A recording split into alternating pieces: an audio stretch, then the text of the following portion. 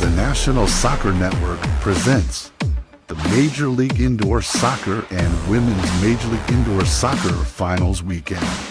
8 teams have traveled from across America to hoist a championship trophy at Orleans Arena in Las Vegas, Nevada. From the first whistle to the final second, expect intensity, passion, and drama at every turn. The finals start right now.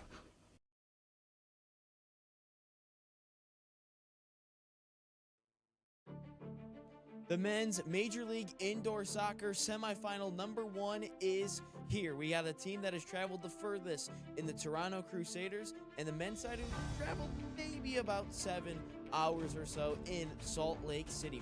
Different paths for both of these teams getting here. I'll take you to our commentators right now in Kevin Arnold and Tanner White.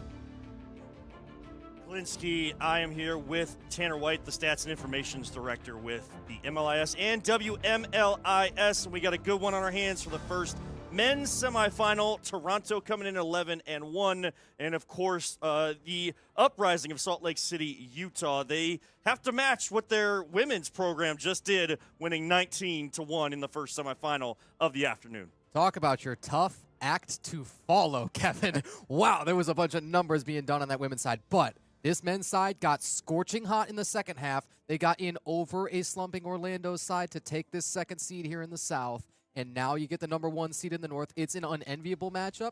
Everybody knows what Toronto's done. You see the records there. Salt Lake City with 9 wins, all in regulation, 9-3. And just the entire second half was kind of scorched earth for them. And they had to play their way into this one, but here they are. Yes, Orlando was there at near the top, but they had played so many games so early in the season, and then Salt Lake City was able to overtake them, and you flip it over to, of course, the North Division and Toronto. They go 11-1. They do take that loss to Cleveland, but it was that win against Cleveland, I think, when Cleveland went on the road to Toronto, that helped them seal that number 1 seed all the way back in the middle of the season.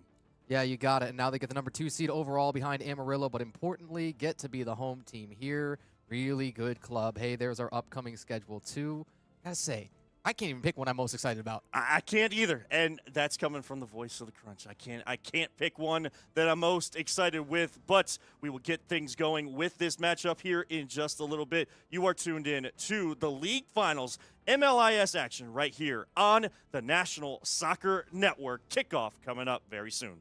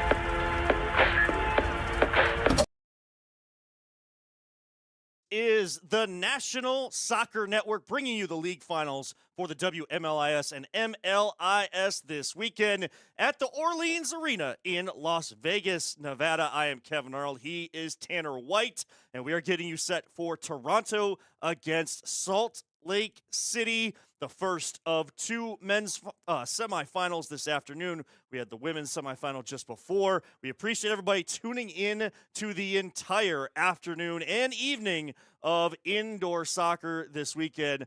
Tanner, again, we've kind of already touched on a little bit, but you look at Salt Lake City, they get to that second spot in the South. They earn their way to Vegas, and they are trying to match, if not overseed what the women just did, but also make a name for their entire program this weekend. They are, and it's really difficult circumstances that they're trying to do that under. We've talked about this, and everybody's said, hey, this is not a secret. We know it. A lot of their regulars unavailable for this one. A lot of their starting lines. Your top three goal scorers, you had Chris Reyes, Leo Sobrera with 36 points apiece. Those are huge numbers. Guy LeMay unavailable for this one as well. They're traveling short. This club's got 13 on hand. And so that's all you got. You're 13 strong. Still, they put up huge numbers, 126 goals on the season. That was third in MLIS. And, you had some pieces that rotated through. I tell you who's probably going to play a part in that is their goalkeeper, who we're going to talk about real soon, players to highlight. I just starting to let people think about it. But Matthias Lucas, that guy is a stud. Is there another good keeper that we're going to talk about too? There probably is, and that is one Philip Zendelik. But you just look at Toronto overall. This is a team, again, they have 55 more goals than their opponents this season. Part of that is because their goalkeeper playing so well and helping in the attack. But also, you're able to bring your leading goal scorer off your bench in Leiford Allen. That means you have a potent offense and a very deep roster. Yeah, depth for Toronto never been in question. So that's a really big discrepancy that I see between the two as they're starting to take the pitch there. And it's even more so magnified in the playoffs here. You've mentioned it before. You get 22 on that playoff roster. You get to select 17 for the game day roster for each. And then if you are to win this semifinal, well, you could advance and, make some swaps and play matchups. And I know that some of our squads are probably going to do that for tomorrow, should they make it. Yes, and having that 22-person roster or ability to bring with you to the finals, I think is vitally important. In case of injury, or you want to play the whole weekend, but you want some fresh legs for that second game. I think that is very important. You talked about players that we need to watch, and of course, Matthias Lucas, the goalkeeper. We start on the side of Salt Lake City. What can you tell us about Matthias Lucas and his ability between the posts and out there on the pitch as an attacker?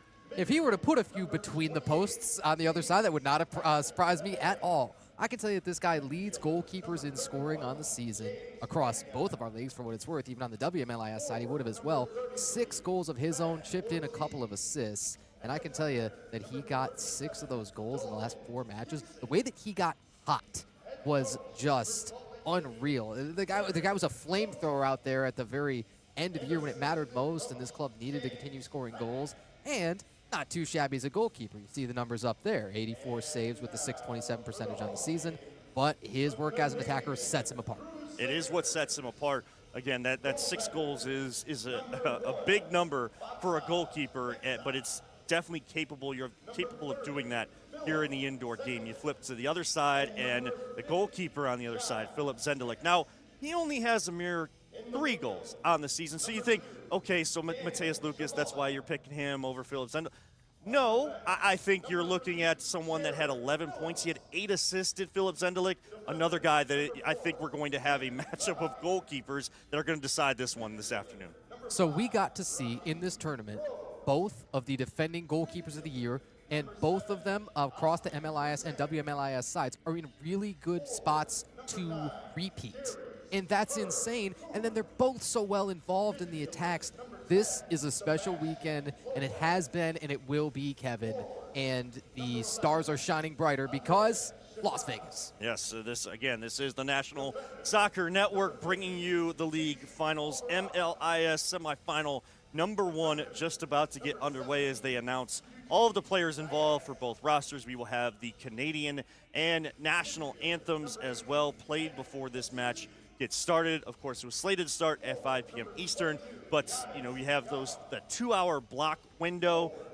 Depending on how short or long these games go, of course, we are here with you all throughout the matchup. As you look at the starting lineups for Salt Lake, the aforementioned Mateus Lucas in goal, Corbin Lawrence and Caden Zamora-Reeves back there on defense, Chandler Hoffman, Jackson Bunn, Jandir Porta will round out the six for Salt Lake. On the other side, he is Philip Zendelek in goal, Daniel Chamali, Tim Mahahabir, Osman Hussein, Sebastian Lopez, and Andrea Schifano? I'd be talking to you before the match. I think we've both been told different pronunciations, but that is a heck of a rookie that was once in the Italian Serie A league in their training and development. So you see what type of talent comes to MLIS. I tell you what, Coach Johnny Williams, he doesn't really care what he calls him. He cares what the guy plays like on the pitch. You know what I mean? Johnny Williams, the absolute character on that Toronto side. Their owner, Luigi DeCirio, as well, is just a fantastic gentleman and always fields competitive squads. That Toronto side, they know what it's like to be here in this tournament. They made it last year, and then were knocked out in a really tight 5-4 semi. And you called that game, right? I called that game, absolutely. I did absolutely call that game, and it looks like we're getting set for the national anthems. So we'll send it pitch side for the Canadian and American United States national anthem.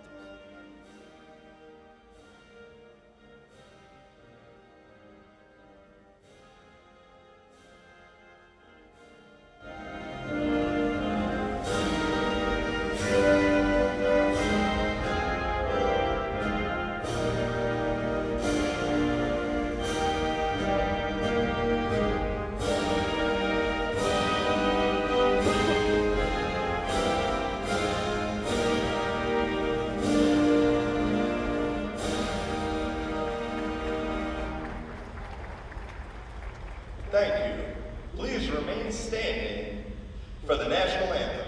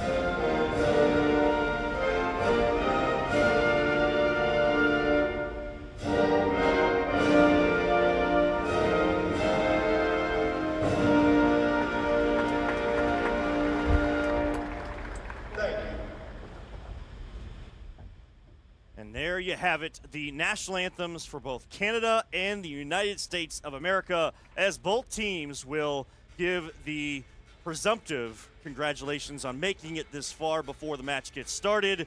And then it is go time as we will get set for kickoff here in just a matter of moments. You see number 10 there, Sebastian Lopez, who is always dangerous in front of goal, getting his last little warm-up in, as do his teammates. And Tanner White, alongside myself, Kevin Earl, here on the National Soccer Network to bring you this semifinal. It comes down to this: what does Salt Lake City have to do to combat what Toronto has been able to do most of the season? You know, there are tactics. We talk to coaches about tactics all the time. We love tactics. There's something more, though, that is indelible that you can't teach. You can't teach heart. You got to have heart when you are swapping players around, when you thought you had a lineup that was really going to dominate, and you saw what they did in the entire second half of that regular season, and you believed so wholeheartedly. You took down Amarillo, the top seed in the South. You went head-to-head, and you beat them in a fantastic 11-10 match. And yet you come here and you say, well, we don't have the lineup that we got to. Okay, no one's going to feel bad for you. Show the heart that these folks have forged in this fire throughout the season. I think that is the number one thing that they're looking for. Tactics are great too, and a great goal scoring keeper, that's going to help because you know you're going to face one on the other side with Toronto, and you know that basically means you're facing 6 attackers all the time. That's all well and good. I think it's hard. It is absolutely difficult to do as the captains get their final meeting done with the officials on who will get the ball first. Of course, the teams will switch sides as the quarters go on this afternoon. Referees are having their final conversations, and it is absolutely go time. You mentioned no one's going to feel sorry for you. No one's going to feel bad for you. I've called so many games and watched so many games in this league this season where teams have been short players. They've had to bring rosters that, you know, not every player you want on your roster in that match is going to be there. You still got to play the game, and it's all determined out there on the pitch. And look, as a coach, I used to tell my players all the time, outside of balls in the air and 50-50 balls, no matter how big or small you are, the ball is played on the ground between feet, and everybody's feet are at the same spot, and that is what is going to help determine this match this afternoon. You know, I flashed back to something you said about Sebastian Lopez. You said, oh, he's good in front of the goal. Here's the thing. I think he's one of the most fantastic creators no matter where he's at.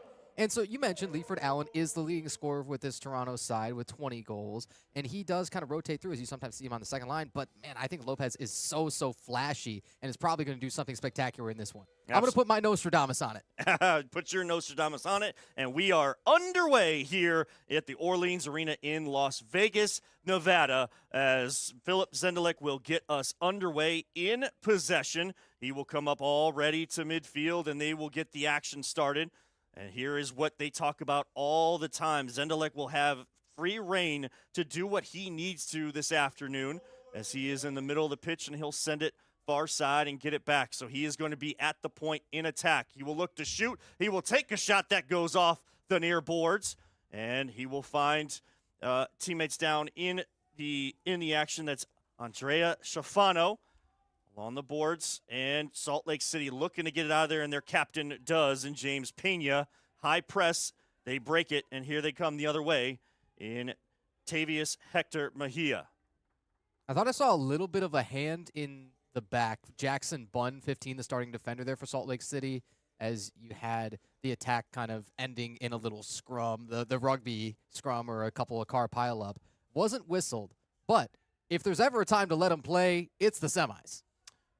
13:55 on the clock. First quarter, no score between Salt Lake City and Toronto. Semifinal number 1 for a spot in the final tomorrow night at 7 p.m. Eastern, 4 p.m. local time here in Vegas as the shot from Pena goes over the boards, and we'll get a restart to Zendelik. So everybody is going to be using that match that we just saw, the first women's semifinal, as a measuring stick. They're saying, hey, are we dominant? Are we incredible? Is there a gap between us and everybody else? Well, I don't know. Can you do a 19-1? Here comes Rose with a shot. That goes off the boards and then goes high, out of play. Good opportunity there from Toronto. But that one, we saw a couple of those shots in the women's match that were able to tuck underneath that post. That one, a little too much power on it and sends it out of play. Yeah, that was let loose with a capital L from Jared Phillips. You see Phillips rotating through on that second line of defenders. Zendelik coming in, playing that ball off the board. So already in this one, Tanner, you're seeing more play off the boards. Even though Toronto says that they're one of those teams that talk about we don't need the boards, we want to play off the boards, we don't need that type of thing. You're seeing that a little bit more than we saw in the first semifinal we called just a little bit earlier. And you know what I like about what owner Luigi DeCerio said? He said, we know that's not our strength. He said that's why we don't want to do it. I think teams are too eager to find out, okay, what they did well. And then maybe so eager to find out, well, we really need to improve in this area, or we need to scrap this because it's just not working. I don't know that everybody's willing to admit that. Raheem Rose on it from the pass from Phillips. Now Jonas Jama.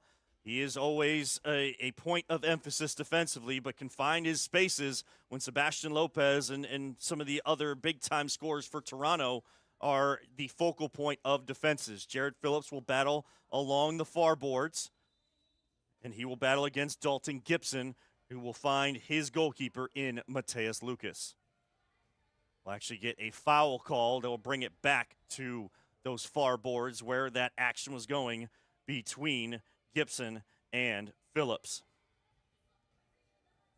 So there is Gibson to Lucas. They'll play a little 1-2, waiting for some runners. Toronto with the high press, 12:02, first quarter. No score in this one.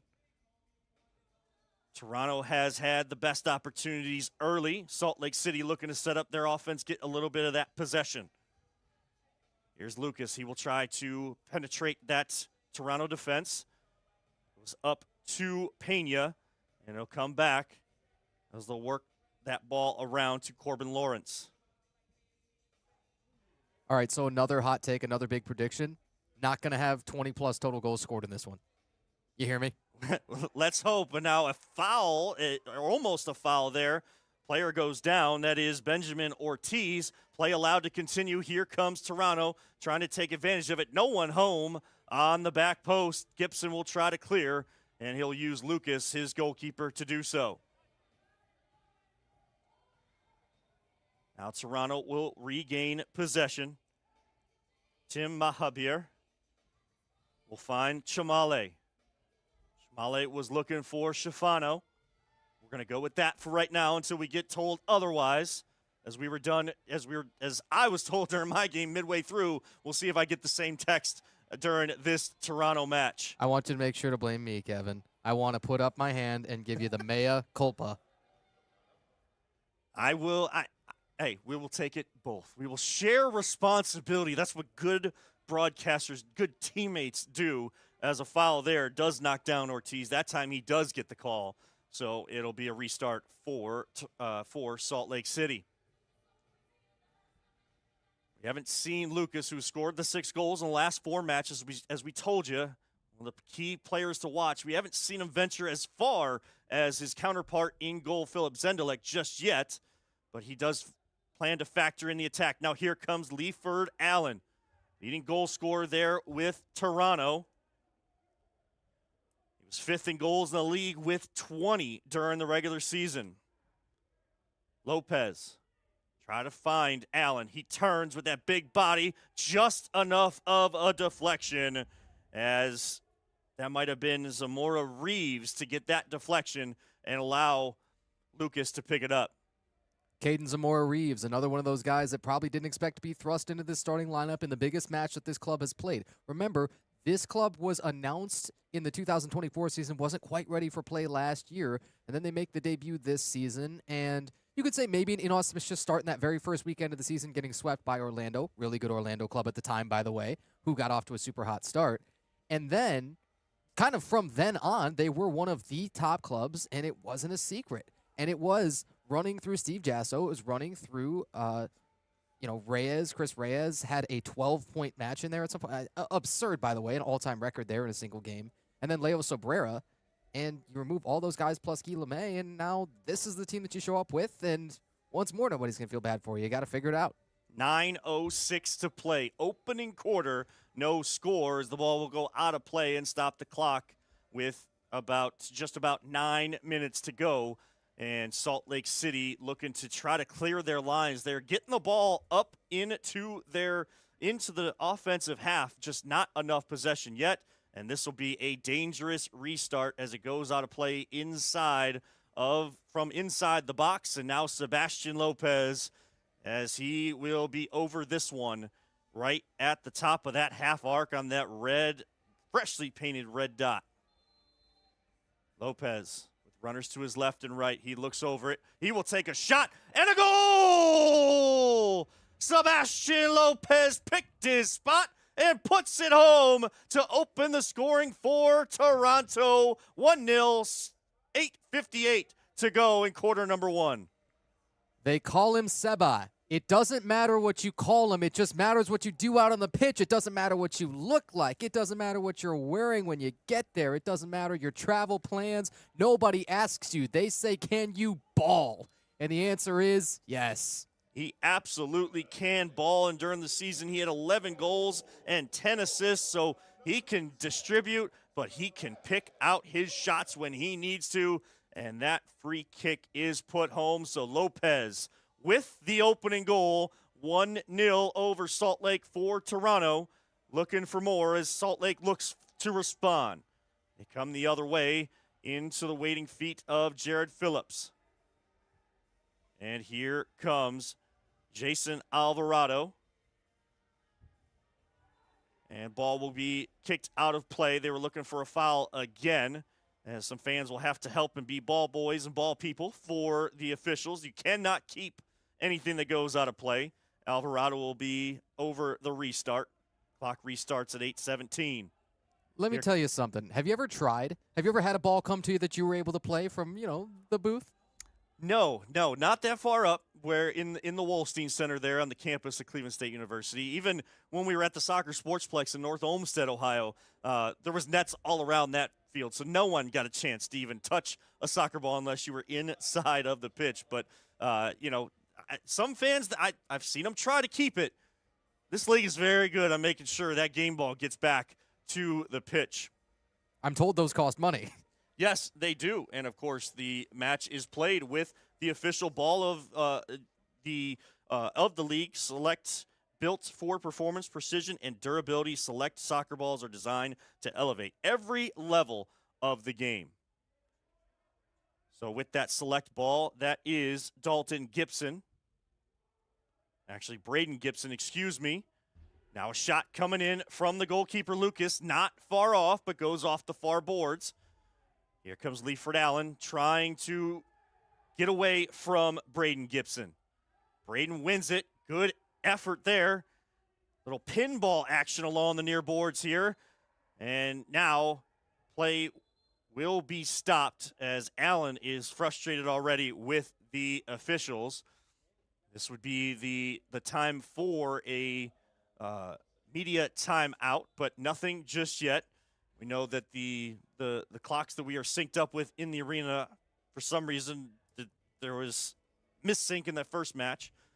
So it'll be 7:05 to go in the first quarter. 1-0 Toronto off of the free kick from Sebastian Lopez. So looking at the next stoppage possibly being that media timeout. We play on. Philip Zendelik finds Jama near boards. He looks at defender in front of him. That's Zamora Reeves. Zendelik now. First time since I think that first minute we've seen him over midfield. He will give it to Jama. Jama has the speed, the foot skills. Good defense there to make him send it back. Only as far as Zendelik, midfield. Sofano goes down, no call there. Dalton Gibson, good tackle, trying to find Braden now. That's Braden Gibson, sees two defenders. Trying to get that pass off the wall. Again, a lot of action along these near boards already here in the early going. 1-0 Toronto. They're looking for more. Pass to the far post. Jama was looking for it, then it's touched home. Not sure if it's going to be to Jama or to his teammate, but everybody's celebrating with Jonas Jama. He gives a little shimmy, and it makes it 2-0. Well, you said he's got all the speed, he's got all the skill. The only thing I wanted to hit on is the good news is he's also got all the hair. He has everything that we can't be, Kevin.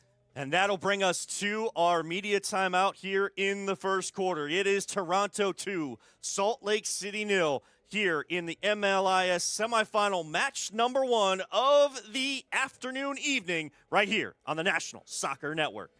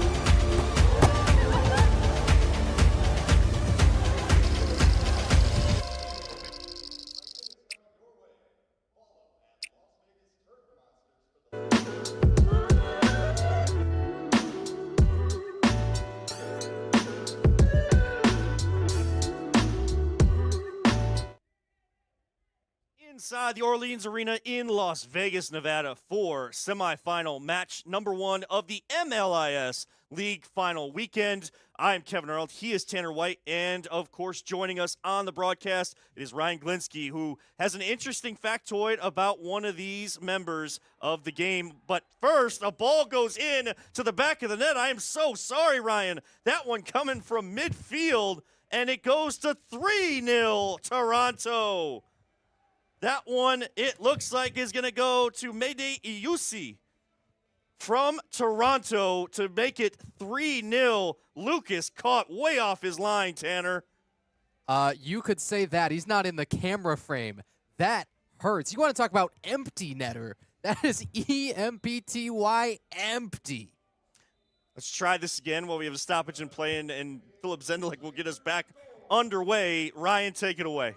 Oh, you guys are good. It was a great call, Kevin. I'm glad we were able to get that goal in there. But you guys talked about Salt Lake City missing a handful of guys. They do have some championship experience on this team. You look at number 9, Chandler Hoffman, who has played soccer all around this country, the MLS, the USL, and all that fun stuff, even now here in Major League Indoor Soccer. But Hoffman does have an MLS Cup trophy with the LA Galaxy back in 2014. And there's one big name on that team that he played with. That is the one and only David Beckham. So there is some championship experience on the Salt Lake City team. Man, oh man, Ryan, thank you so much for that. We've talked about we've had players from Finland. We got players coming from Italian Serie A. We got players playing with one of the GOATs, David Beckham, out here. That's the type of talent you're going to find in the MLIS and WMLIS this weekend. Good block there coming in for Salt Lake as they now trail 3-0 after that mistake coming out of the timeout. Mistake, you could say that. Do you think that wasn't perhaps how they drew it up? Hey, I'm not looking at the boards. I don't want to know anything. I don't need to unless it becomes necessary information for me. But hey, that's how I would be saying it. That's how we drew it up. So Salt Lake City now trails 3-0, 4:44 opening quarter. Myself, Kevin Arnold, Tanner White, Ryan Glinsky, along here on the National Soccer Network. So we thank our entire team bringing you the sights and sounds of the league finals for WMLIS and MLIS as the turf comes up. Now, that's a true turf monster as the turf comes separated from the ground. They allow play to continue, and now they will stop play as they try to fix that piece of turf down along the far boards. As we do have a player down as well, as don't want to speculate on any kind of injuries, but that turf came up and got him. Okay, a couple of things to unpack here. First of all, you see Jackson Bunn is down, and he's struggling a little bit, and he's looking at that, the knee or something like that. I think Zendelik has got to continue to be ruled more and more valuable all the time. Remember to place your divots, folks. But as Zendelik was tacking it down, right, I thought, wow, you want to talk about a goalkeeper that does everything. I think that that kind of cements, my vote if I were, not that I vote in those end-of-season awards, but, man, Zendelik going over there. And still, it does seem that it needs to be pushed further down because you see a big lip on it. The yellow line at the bottom of the boards is a good reference point that tells you we got to do more about this turf before we restart play, most likely. So they will work on that, and they will also work on Jackson Bunn, and we wish all the best for him, and hopefully he's able to continue, but the trainers will take a look at him. We will let you know that attention fans, don't just watch the action, capture it.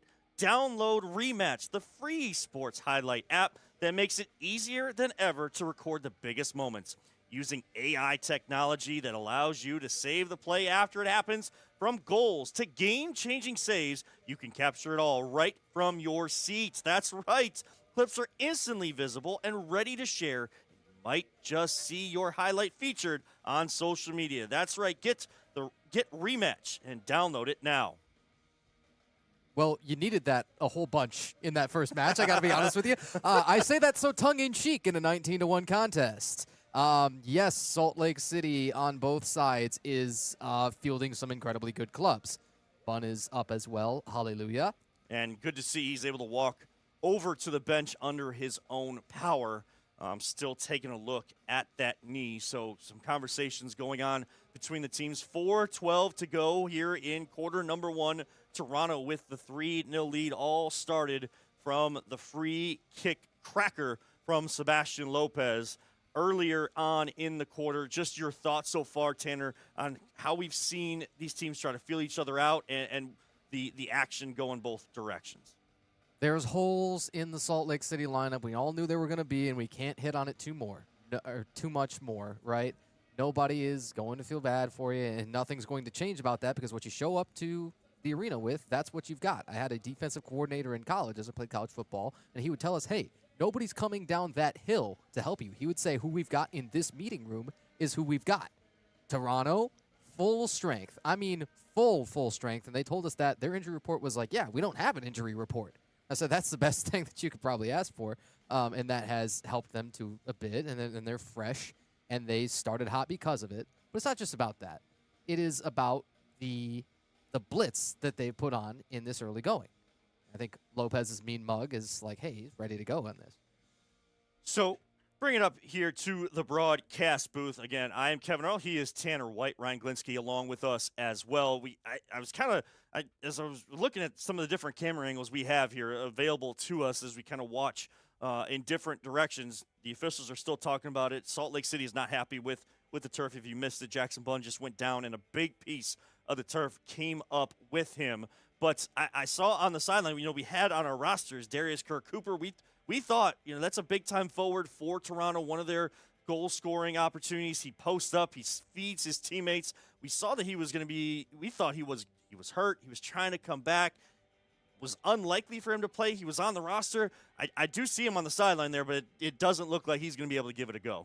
Right. I mean, rosters will be what they'll be sometimes, when you're scrambling to – especially with this tournament kind of style. Yeah, you know what I'm saying? We got to turn these around quickly, and there's minimal time between matches. You already saw that with the first two. Don't worry, it's just going to keep on going. Same thing even for the finals on Sunday. So prepare yourselves for that, and we're preparing ourselves for it best we can. Yeah, you're right. Kirk Cooper appears that he's going to be unavailable for this one. In his more limited minutes this year, scored a couple of game winners, and he is, when on the pitch for them, when healthy, an X factor. So you don't have that. You remove a little bit of the valuable speed from the attack. I think they're going to be okay still on that Toronto side. They can pick it up with, I think, shot creation now is what you've seen that they have done that Utah hasn't done for this one yet. If you're a fan of any other teams, we still have coming up this evening for the league finals on both the men's and women's side. Of course, we have the delay here. We got started at about 20 minutes later than scheduled with this match. And, of course, this will put us behind a little bit. So make sure to stay tuned the entire evening.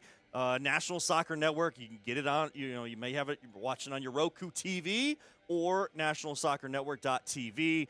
Make sure to tune into all of the action that they have. There's so many different soccer broadcasts brought to you. There's MASL as well. There's USL. There's so much soccer here, and it's so good to have people and places like National Soccer Network to come to if you're a soccer fan to get that fix because, hey, we know it's growing in the United States, and you got new leagues like WMLIS and MLIS. They're very new to the scene.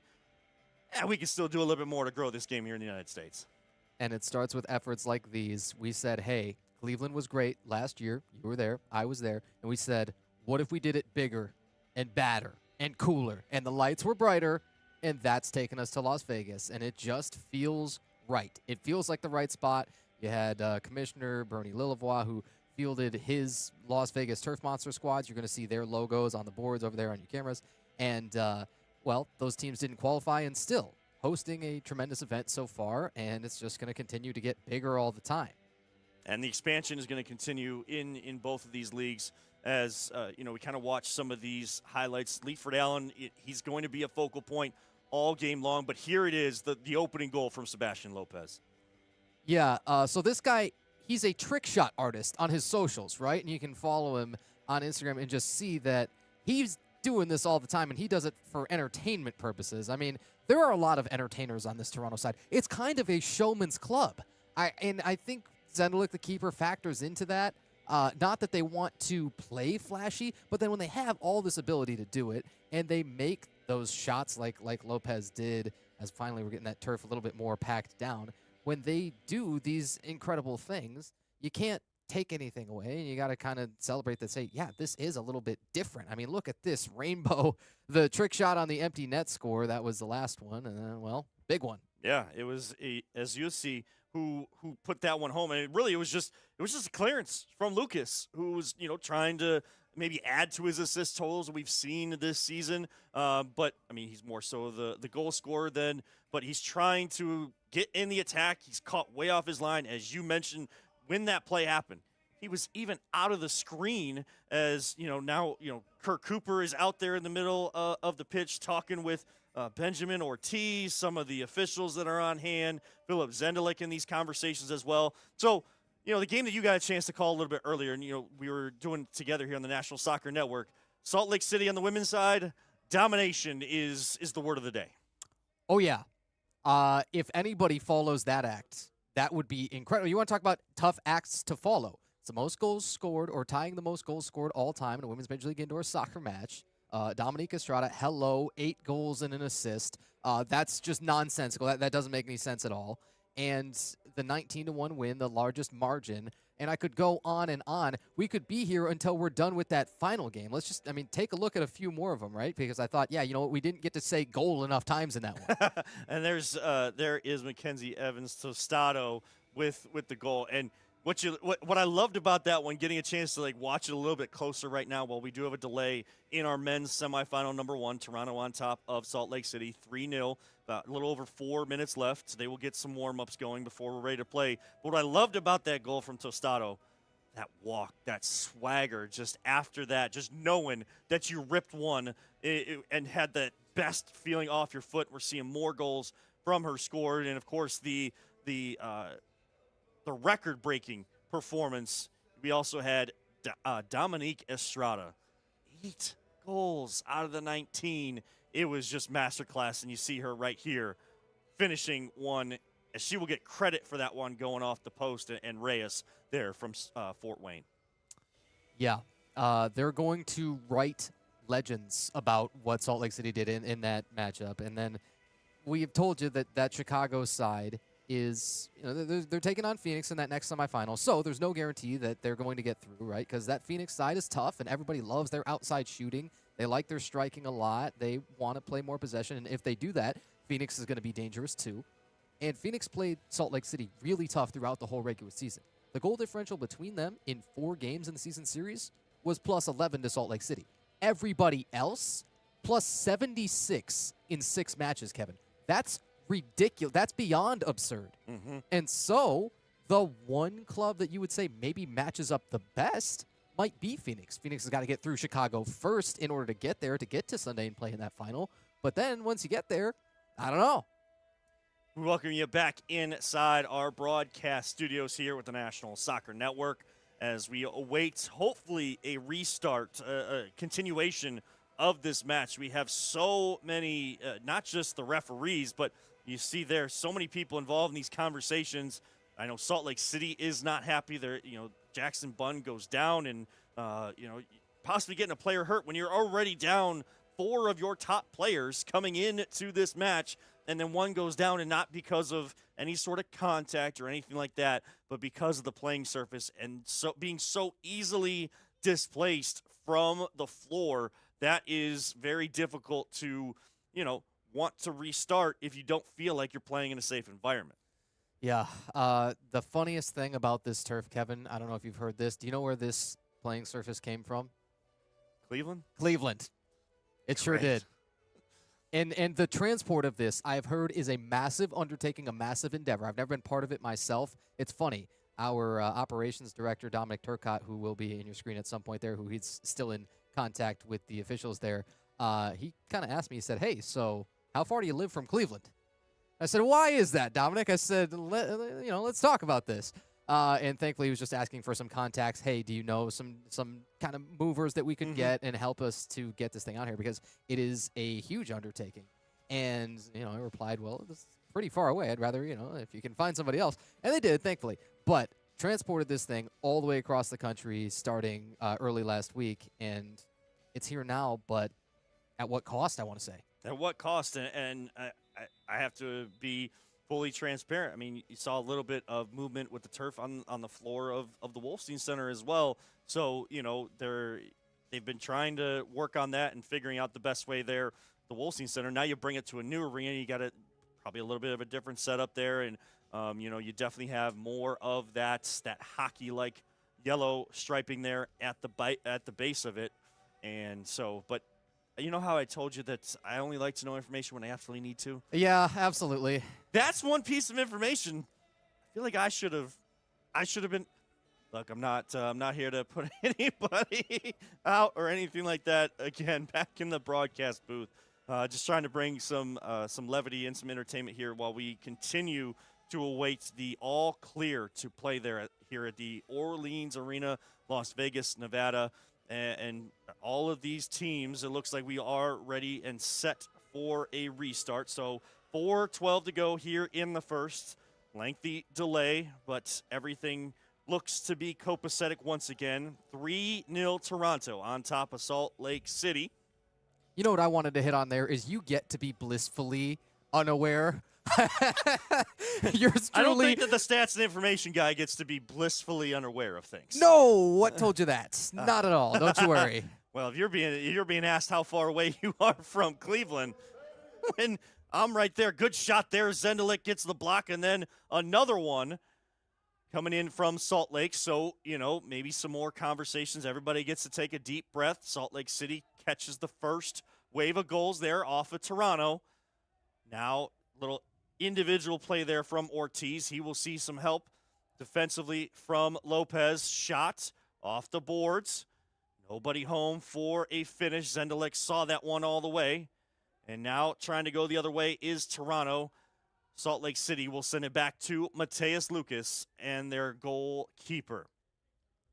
As Tavius Hector Mejia handles here 28 for Salt Lake City. He was one of those that Harper Fleming, the GM, and then Michael McNeil, the owner, mentioned to us as, hey, they like this guy as an X factor. They say he's one of the strongest players they've ever seen out on the pitch, and he maybe doesn't have that look, but then they say just he is impossible to win these 50-50 balls against. They say every time the ball is on the boards, he is going to beat somebody up, and they meant that, I think, in the nicest way possible, and that he is going to get it figured out, and he's going to win that ball regardless. Lucas trying to send it into the box. Looks like Ortiz goes down. Clearance from Toronto. And back to the Gibson. That is Dalton Gibson. The Gibson boys look like they want to get into some shoulder-to-shoulder contact. They're not afraid of that contact along the boards. They've been in some scuffles. Not fighting-wise, but just battling for the ball, pinning up against the boards. Here's Gibson again. Shove there. No foul called. The arm did extend, but we play on. Looking for it was Hoffman. We talked about with Ryan Glinsky earlier. Zundelik with a save, and then able to scoop it off the foot of Hoffman. Went to the turf, and Zendelik playing dividends there for Toronto. Is this guy not one of the most mature keepers you've ever seen? Chamale! Chamale scores! I am so sorry, Tanner. But Chamale said, I don't want to hear about Zendelik. Talk about me scoring in the semifinals. 4-0, 2:07 left in the first. In fairness, that's fantastic. If it had to be one, right? So I'd rather that it happens that way. And then the 4-0 in Toronto's thinking, yeah, this is what we expect of ourselves. And it starts from the keeper, too. Good feed from him. And that build up from the back. So Salt Lake City looking for answers here in the first quarter.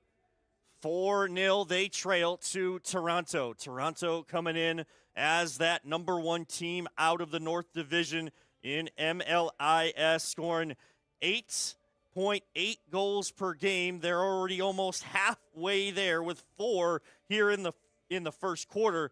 51 more goals than their opponents this season. That one will go out of play off of the foot of Alvarado. I believe that is, well, I would know those faces. Dave Jordan and Sammy Mutemwa of the Crunch taking in some of the action, doing a little scouting. But scouting only works if you get the job done in your game later on this evening. And they have a tough test against the defending league champions in Amarillo. Here comes the free kick off the crossbar. and kicks all the way out to midfield to Lucas. Braden Gibson with Jama on his back. He will find Ortiz. That one goes all the way across the goal mount. Back to Lucas over midfield. He will send it up along the near boards and send it out of play. Clock stops in the first quarter. 4-0 Toronto still leads. All right, so the keeper, Mateus Lucas, now, this is a different style that we've seen, and it's not by choice. This is out of necessity. He's got to be a little less high here. He's got to be a little bit less involved in the attack. He has that sixth attacker kind of skill. He has 6 goals, leading goalkeepers on the season, but the risks right now have outweighed the rewards, and that's fed into how they've had to play. Here comes Zendelek to Allen, Leaford Allen that is, up top. Not able to connect. Going the other way with it is Ortiz, far side of the field. Collected, loose change by Raheem Rose. He'll go back to Zayetz, Yevgeny Zayetz. Always playing a factor, try to get under your skin, try to get in the minds of his opponents, and then he picks out that perfect pass. That one, almost a back heel goal from Allen. Good attempt there. They stay on it with Jama. To Rose, fake, left foot, back to his right. Good defense there from Ortiz, not getting off of his line. Jama going 1-on-3, gets dispossessed. Now Salt Lake City with an attack near the end. They will take the final shot, goes wide. Don't think it would have counted anyways. And we hit the end of quarter number 1. Toronto in control, up 4-0. You are watching the MLIS League Finals, Toronto and Salt Lake City in semifinal number 1 on the National Soccer Network.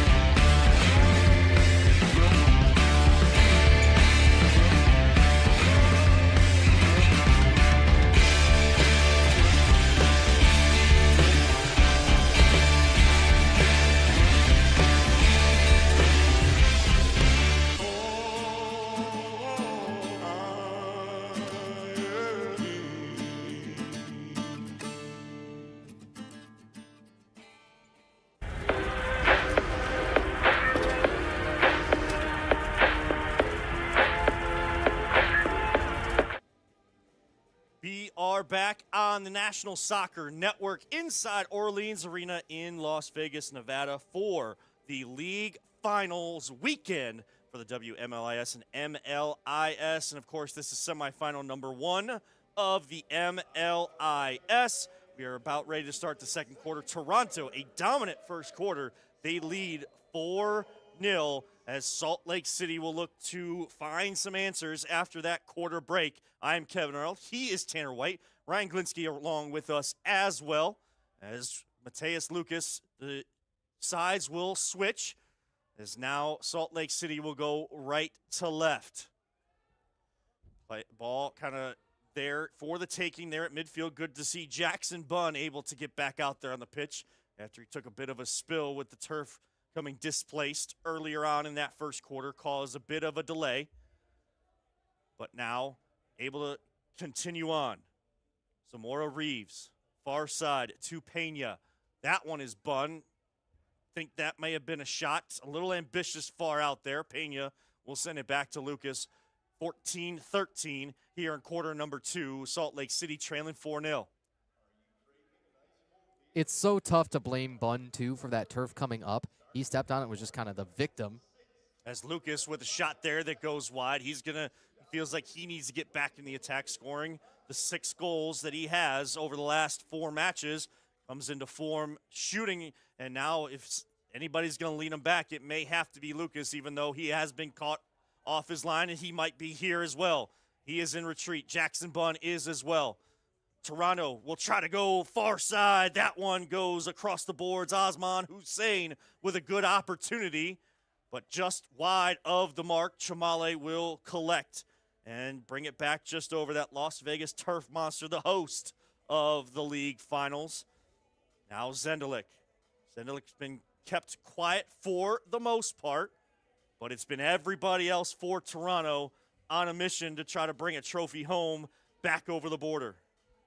And that's the thing. I think that's where Zendelik gets you, is he'll lull you into that false sense of security. I dare you to say that 5 times fast. And when he brings it up, and Zendelik's just kind of surveying, he'll snap into that, like, LeBron about to snap the 3 kind of thing. You know what I mean? And just everybody assumes, well, this is a goalkeeper. He's going to do what he does. He's going to pass it off. And then, bang, you look up and he's scoring. Header, Lucas with a save. Good job getting that one out of there. Had to go down to the turf. And they'll have to try to clear his lines. He does. Maybe a break available for Salt Lake City. They will hold things up, and Toronto will get back in defense.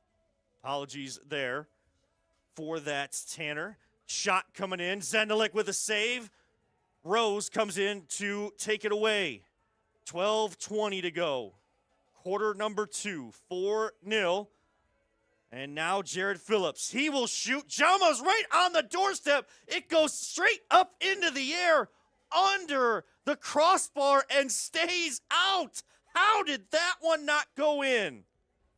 What did I tell you about belief? You just got to have that audacious, that unreal, that purely delusional belief. And sometimes it's just going to work out the way it should. And that's just what happened with that ball not trickling in off the goal line.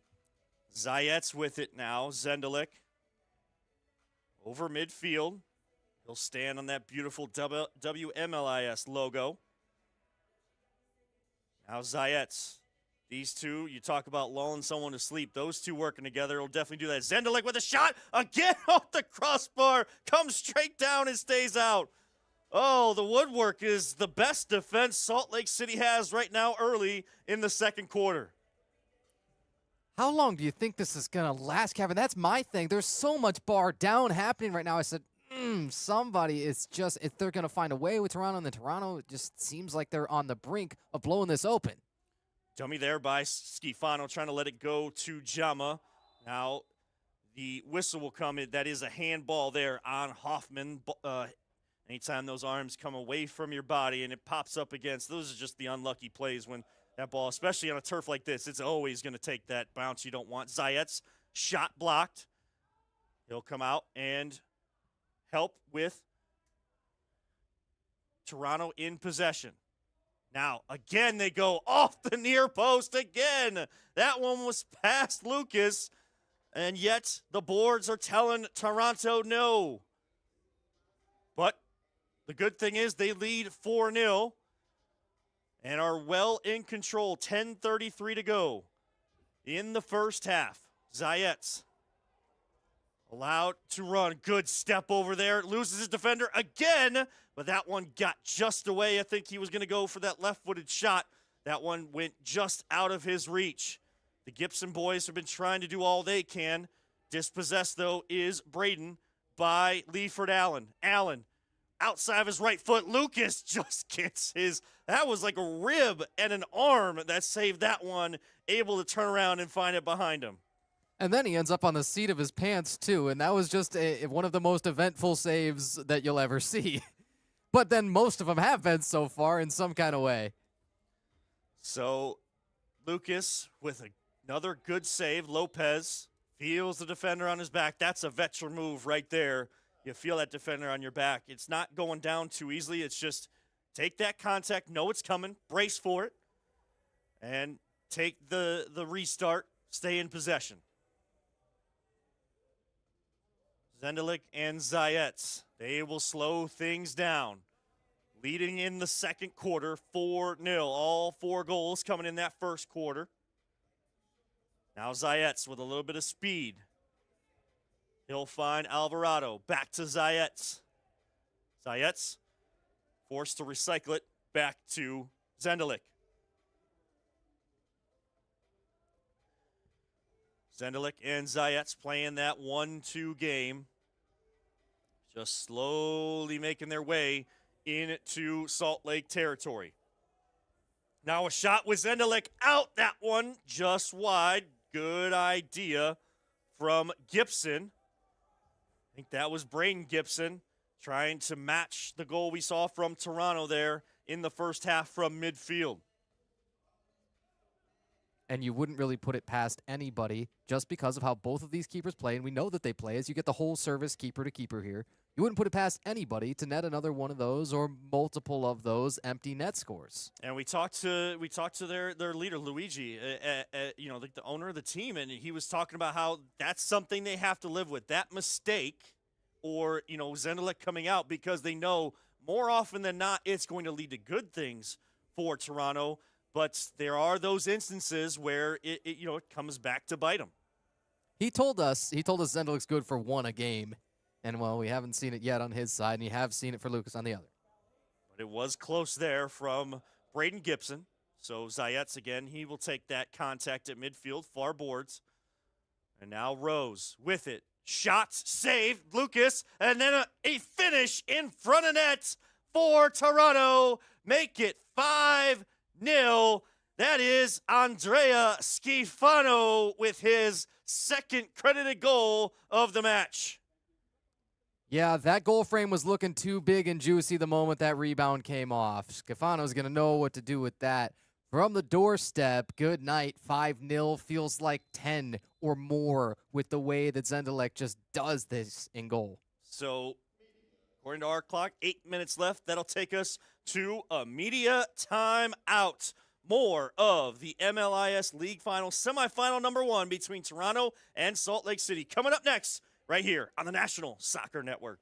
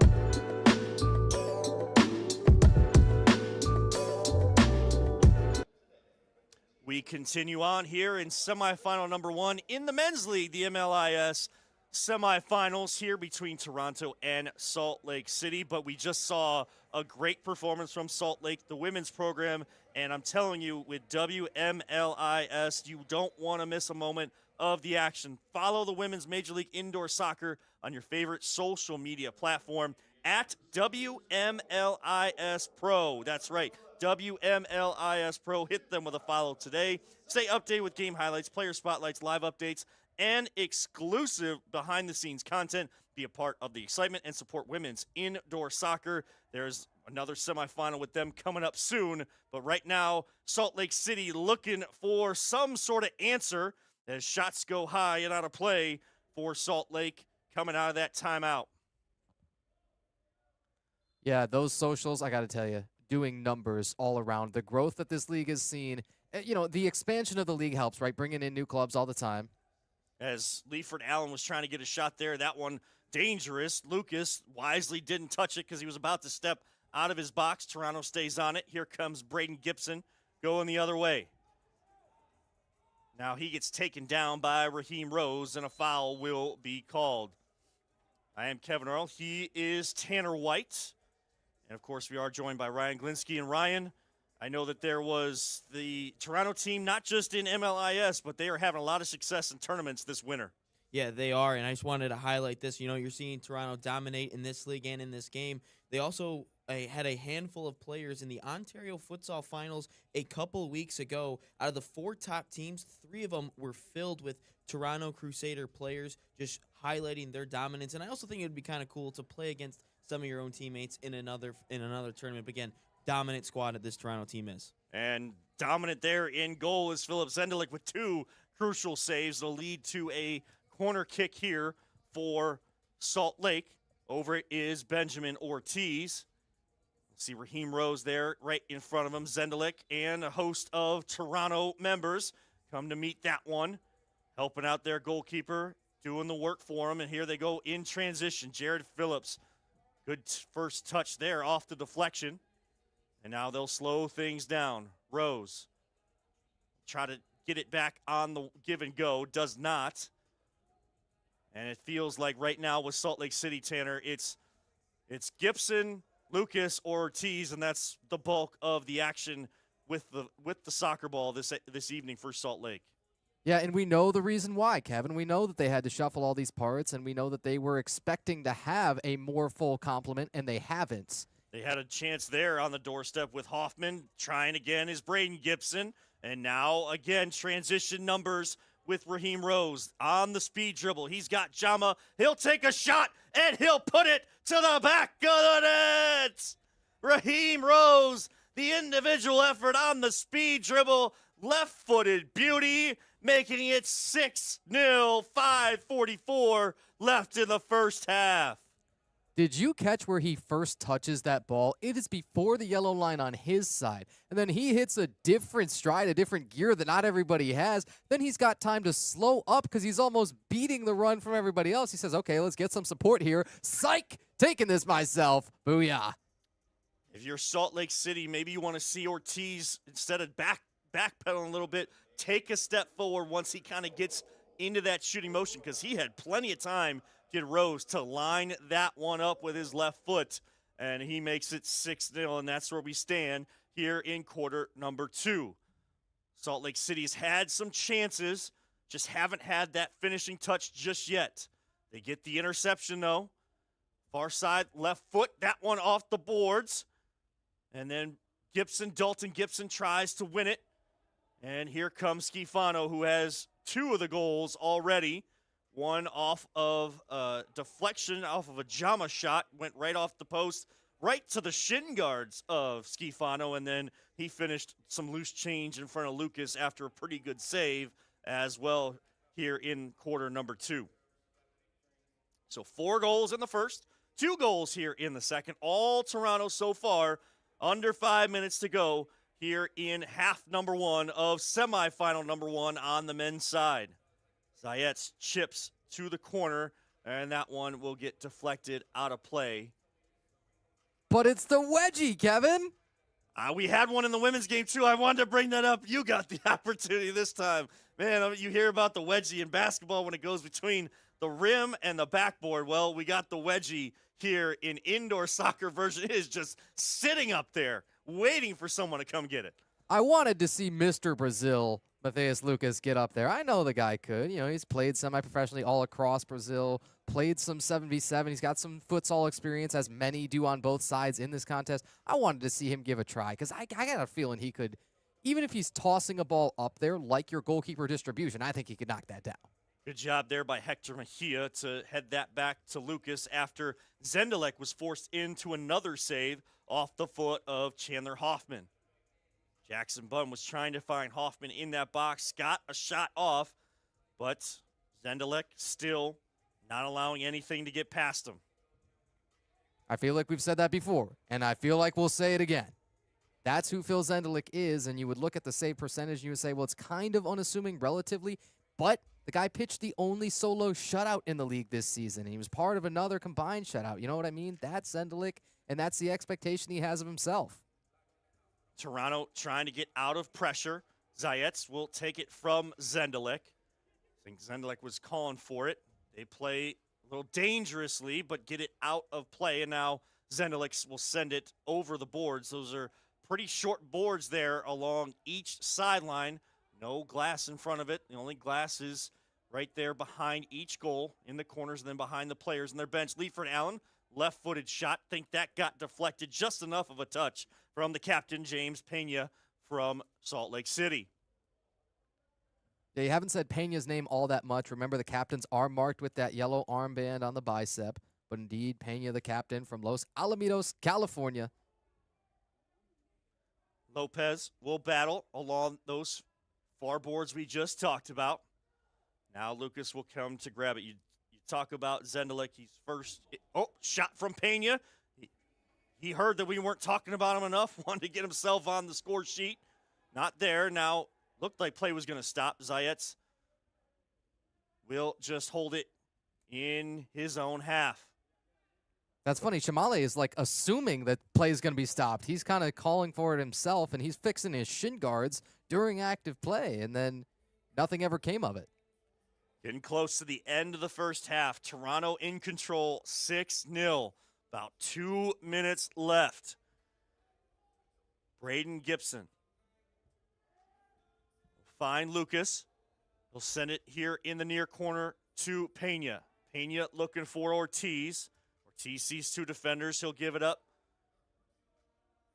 to the far side, and Lucas will get it back in midfield. He will look for a shot that goes way out of play over the head of Zendelek and everybody else, and it'll be a restart for Toronto. We mentioned Zendelek. You're talking about, the save percentage may not be what you would expect it to be for how good he is, but he's first in goals against average at 4.63. He's tied for first in wins with 11, and first in the shutouts, of course, because he's the only one with one this season, and he is fourth in save percentage and fifth in saves. Saves 116. You got 116 saves, and you're in fifth in the league. There's some good goalkeeping going on across MLIS. There is, but it comes down to volume too, and Zendelek faced lower volume on average than most other keepers because he's got a dominant defensive team around him. It was really no secret that in the North, the best defensive team this season was Toronto, and Cleveland would want to say something, and hopefully they will, right? And of course, Keep trying to get me in trouble. Yes, I do. Yes, I do, Kevin. This is the power I wield. It's far too much, but they've given it to me. I'm trying to be professional here, Tanner. Indeed we are, but I tell you what, Amarillo in the South probably wants to say the same thing, but they know that they are the best defensive club and have been the best defensive club for this season in the South, as measured by the goals, as measured by the eye test of do they stay in possession, and can you beat them quickly in a possession? Can you get them in transition? Usually the answer is just no. You know you're feeling good and feeling in control of a game when you're back heeling and you're deep in your own territory with high press just to clear your lines, as Toronto did there. And now Schifano all the way across trying to find Jama. He will get a touch there from Dalton Gibson, and it will be a blue card shown. So the first card shown of the match, that goes to Dalton Gibson. Jama still down on the turf. Matheus Lucas will come give him a look. So we'll get the last few seconds here of the first half as a power play for Toronto. If no goal is scored, they will continue for about a minute and a half into the second half. Yes, it does carry over until either the 2 minutes is fully up or the team on the power play does score a goal, allowing you to come back into play. So a team that's already up 6-0, they don't really need an opportunity to go an extra man up, and I have a feeling we're going to see Philip Zendelik maybe try to make it 2-man advantage. And that's just who he is. He is that extra attacker at all times. And once you relax, you're already in the danger zone. It's a really good chance here. This club scored 5 out of their 9 power plays on the season, that 56% clip. Like you might imagine, best. Well, we do have a brief moment. There are Amarillo fans tuning in. I should hope so. As Tanner tries to get me in trouble with all of you. Yes. I'm going to call that game down the middle. You have my word. Nice. You have my word. I don't have to make any promises here. You know what I mean? You get what you get. Lopez with it as he will send it all the way across. They will look to try to score here on the power play. Up a man advantage. Lopez trying to get to his left foot.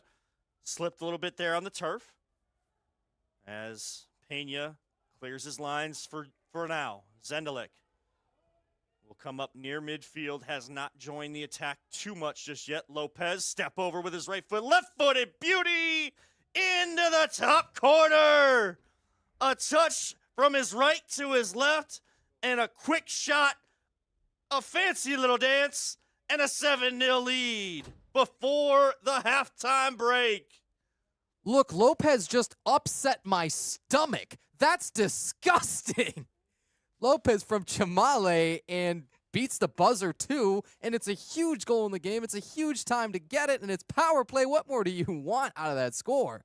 So Salt Lake City won't have to worry about trying to kill off a penalty coming out of the halftime break, but they're going to have to worry about trailing 7-0 as the quick kickoff there to the waiting arms of Philip Zendelik will end the first half of play.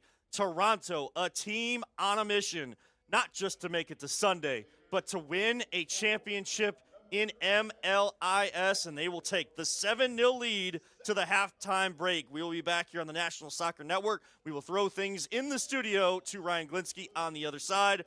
Tanner White, myself, Kevin Arnold will be back for your second half action and some conversation about what we saw in the first half right here on the National Soccer Network.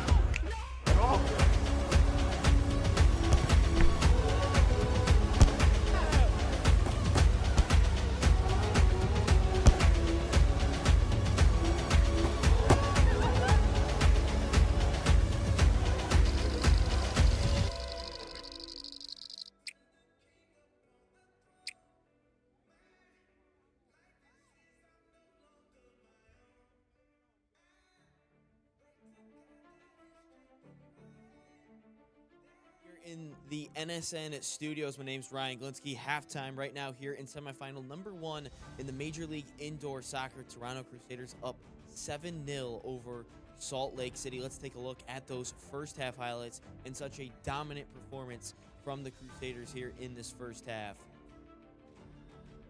And the first goal obviously scored by Sebastian Lopez. Now you're going to hear his name in this first half once more time, but he started the scoring party with the free kick. A beautiful strike over Lucas. And then the second goal scored by Andrea Schifano. And it took a couple of ricochets in. He may not have scored it right off the bat. And then this one, the third goal, a big mistake by Lucas, as that one is chipped all the way by SUSA and put into the back of the net. A big mistake from Salt Lake City. Then we had a brief pause, and then Shamale would get a goal right here, just going himself, put the goalkeeper Lucas out of position.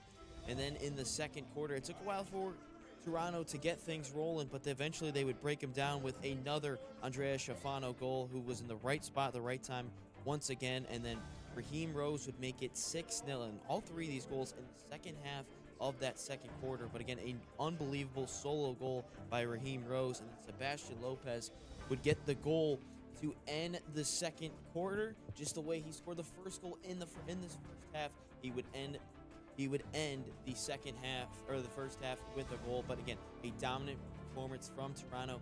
We've seen a little bit of that depth in their favor and some of that lack of depth on the other side with Salt Lake City not having all their guys there. But again, Toronto, they're one of the best teams in this league. And you think of the travel as well with Toronto, that they maybe lack a little bit with how far they've had to come and all the issues they've had. But again, Toronto, one of the best teams in the league. They get it done in the first half. We still have a second half to see if they're going to get into the final.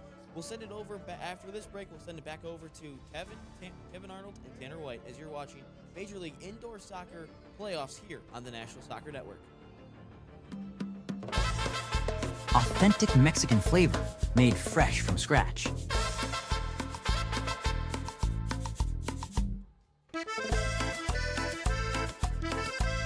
Every ingredient prepared with real Mexican tradition.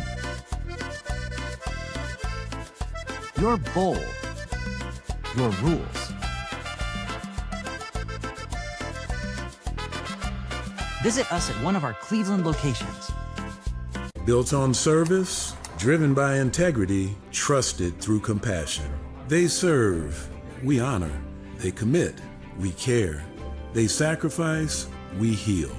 At Apex Skin, a veteran-owned practice, we proudly give back to those that gave so much by offering free scar revisions through our Purple Heart Project. Trusted care for every journey. Visit apexskin.com/care to schedule your appointment today.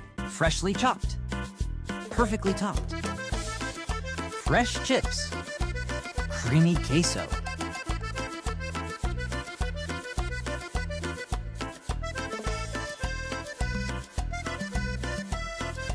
Feeling thirsty?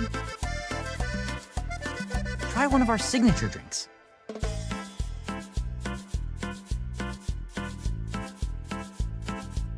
Mexican classics? Always.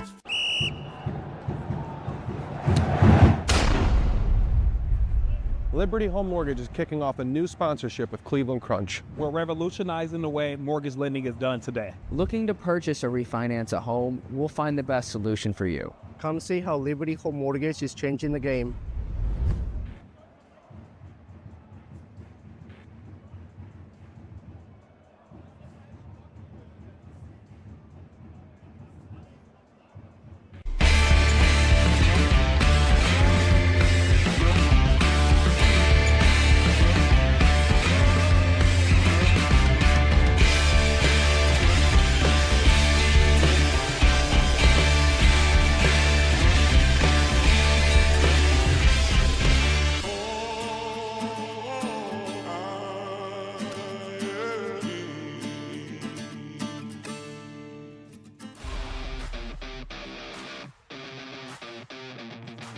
In Barsacam, I sing my song grown on and off of the field.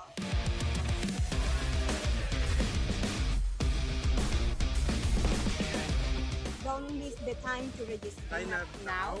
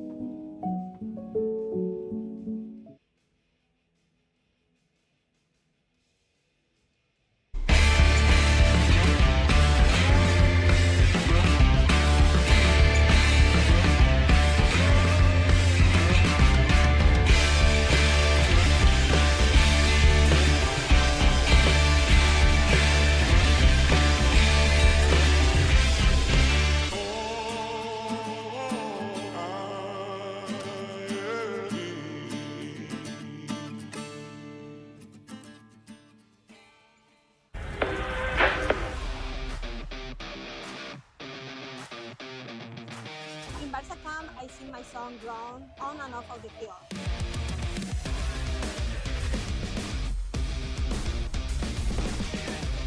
Don't miss the time to register. Sign up now for Barca camp.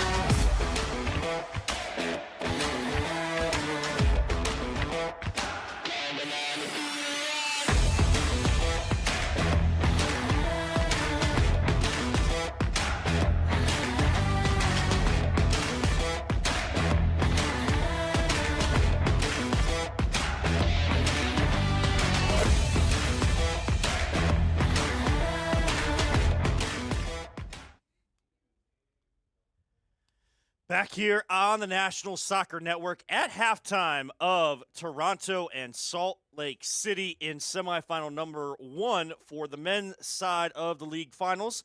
MLIS already had Salt Lake City, the women's program, take down Fort Wayne 19-1 earlier on today. We sit at 7-0 Toronto over Salt Lake City at halftime. I am Kevin Arnold. He is Tanner White. We also have Ryan Glinsky alongside us as well. And Tanner, as we look at this, you know, unfortunately, this might be something that people may have thought we'd see, at least early in this one, because you look at Salt Lake and what they're missing in their top 4 point getters. But also, I mean, really, you look at 3 of them.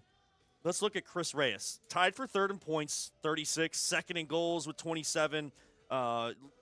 Leonardo Sobrera tied for 3rd in points at 36, so with his teammate in Reyes. And then Steve Jasso tied 3rd in assists, 4th in fouls, but that, you know, fouls really haven't come into play yet, or at least officials holding up gameplay hasn't come into play yet. But you just look at that production offensively, that's not the same Salt Lake City team that took down Amarillo. You're exactly right. And the last name off of that list is Guy LeMay, also unavailable for this trip, and we're told that they all had other playing commitments. And that happens in the soccer world, and you've got to, you know, if this is your livelihood, you've got to take those opportunities where they'll take you, and we understand it, and their ownership group understands it, and so this is what they got. But Guy LeMay also chipped in 13 goals and 9 assists this season. So that's 4 players, rather, with 20-plus points all in the season. And as you mentioned, Reyes and Sobrera tied for 2nd each, and they're trailing some pretty good players. I think that guy up at the top, who does he play for Cleveland? No, that's right, it's Rafael Tobias, excuse me, with Orlando. We're not even through 2 games. You're testing me here, Tanner. This is the first time we get a chance to work together, and this is how you're going to... Never mind. It's all fun and games here in our studios here with the National Soccer Network, about to start the second half of play, as the Toronto, of course, led by a rookie as well, with a couple goals there, Andrea Schifano, and he will get us back underway as 7-0 is the score. Toronto on top of Salt Lake City. We talked about one of the players to watch in Philip Zendelik. He really hasn't had to be much part of the attack or anything like that. He has 11 points on the year, 3 goals, 8 assists. He hasn't really had to been a part of much, and now we see him coming up here to start the second half near midfield. Yeah, you're right, and he's going to continue to do that when necessary. He's probably going to be more judicious than you've practically ever seen this season with this 7-0 lead. Toronto has played lower scoring games for the most part, and that's not really a secret, and it does... You know, it kind of starts with Zendelik in goal and then ends with a fantastic defending team all around him. Here comes a shot. Good save there from Lucas off the foot of Osman Hussein. Just poked it up in the air and brought it down to himself. So 14 minutes left here in quarter number 3. And Salt Lake City, we'll see what kind of adjustments they talked about there in the halftime break. You know, that save was the volleyball set. He set it right to himself. My wife might tell you that he had an illegal set because every time I try to play volleyball with her around the house, every time I try to set it, it's always illegal in her eyes. So you don't know what you did? Is that a really good, how do I put this lightly, an analogy to marriage? I'm going to move back to Toronto and Salt Lake City. Hey, look, a soccer match. 13:25 to go. Who knows? She might be watching. Yes. 7-0. Toronto does lead Salt Lake. Salt Lake, a little bit more possession here early in the third quarter. And now back heel off to Hoffman. Back to Jackson Bunn. Jackson Bunn did take a spill. Was tended to by the trainers. Good to see he's able to continue in this match. Did come back there in the second quarter. Had a delay in the first. So if you are expecting to see the women's semifinal number 2 between Chicago and Phoenix, we will be a little bit past that 7 p.m. Eastern kickoff time. As there was the turf did come unglued from the floor briefly. They got it all fixed up, and we haven't had any issues since. So good job by the maintenance crew and the entire team with the league and all their officials on hand. I wonder if our microphones are turned up enough to hear me knock on wood audibly. You know what I mean? Good pass there from Tavius Hector Mejia to the back post. Is that Hoffman? I think it is. It is Hoffman, Chandler Hoffman, sitting there on the doorstep. Mejia just got around his defender, and they get on the board. Salt Lake City, we saw what it did for Fort Wayne earlier, Tanner. One goal and the energy it did provide. This one a little bit of a tighter score here, and we'll see what type of momentum that brings for Salt Lake. Yeah, and that game was maybe a little bit more out of hand. It was by the scoreboard of it. And now, if you start to make a couple of goal run, then you're not completely forgetting about that first half where Toronto kind of took it to you and had your number. But it would feel like a different match really quickly if you can string a couple together. You do have a Toronto player down. Yes, so a foul will be brought back. Advantage not played. Raheem Rose, I think wisely there, a veteran move there, kind of brought the ball backwards a little bit, as the whistle may have been, or the referee may have been bringing the whistle up to his mouth to call the foul, looking for advantage. And then I do see a yellow card being put back in the pocket of one of the officials. That is Benjamin Ortiz coming over to the penalty box. That'll be a 5-minute penalty that he will sit in there. Now, you don't go on a man advantage. You don't lose a player on the field, but Ortiz not able to help, and he's been one of the main players, a part of the action for Salt Lake. So that's, we talked about players that aren't there for 5 minutes. That's a big loss for Salt Lake. It is, and they already didn't do such a good job of holding that first penalty, and they weren't able to kill it off. They gave up that goal, the buzzer beater to Sebastian Lopez right before the half. Rose was going for broke, going for goal. That one blocked away. Zendelik there to retain. He will find Rose near boards in his own defensive half. Now they'll find Phillips. Good turn from Phillips. Got some space in front of him. He'll send it out wide. Looking for Alvarado. And dispossessed. 50-50 ball in the middle of the field. Toronto seems to be getting a lot of those in the match. Rose has been a big part of that. Seems like Rose has been kind of the catalyst for the offensive attack in a lot of the shifts, especially the shifts resulting in goals. Rose has, whether he gets put on the stat sheet or not for it, has felt like he's been a big part of it. And that kind of has played out throughout this season. You know, you'd say 5 goals from him. Oh, well, maybe we expect more out of an attacking midfielder. Yeah, but the 5 goals he scored were big, and the 13 assists were huge, every one of them in big moments in important games. So they were looking for Leifert Allen on the post-up. Here comes Salt Lake City. They dump it down into the defensive third. There goes Rose again, just getting away from defenders, just easy on the ball in attack. Now Allen has Yussi off the near post and out far side to Zamora Reeves. 7-1, 10 and a half left here in quarter number 3.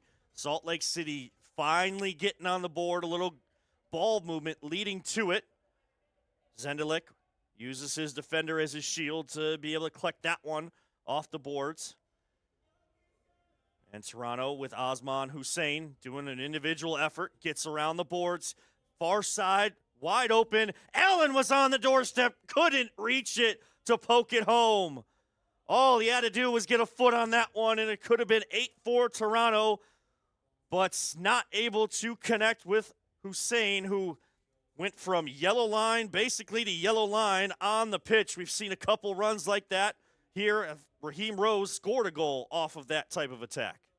And Allen stuck his knee out and everything to just try to get that one small redirect. Couldn't get it yet. It's not going to break a back, not with this much time to play, not in a 7-1 match. Now, again, if it was kind of like that situation we were at in the WMLIS final earlier, and it's 13 and then maybe, but not yet. Nothing's going to be decided in this one for a while. On the sprint comes Toronto on the counterattack. They're at midfield, and Chamale will hand it off to Hussein.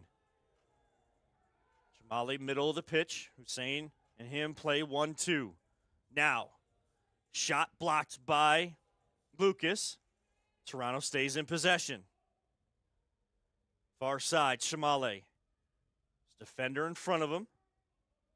Likes to go to Hussein again, and now Zayets will get it.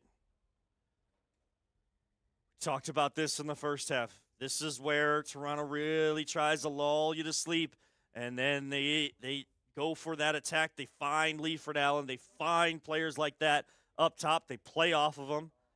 Zendelik. He hits a mannequin challenge mid-play.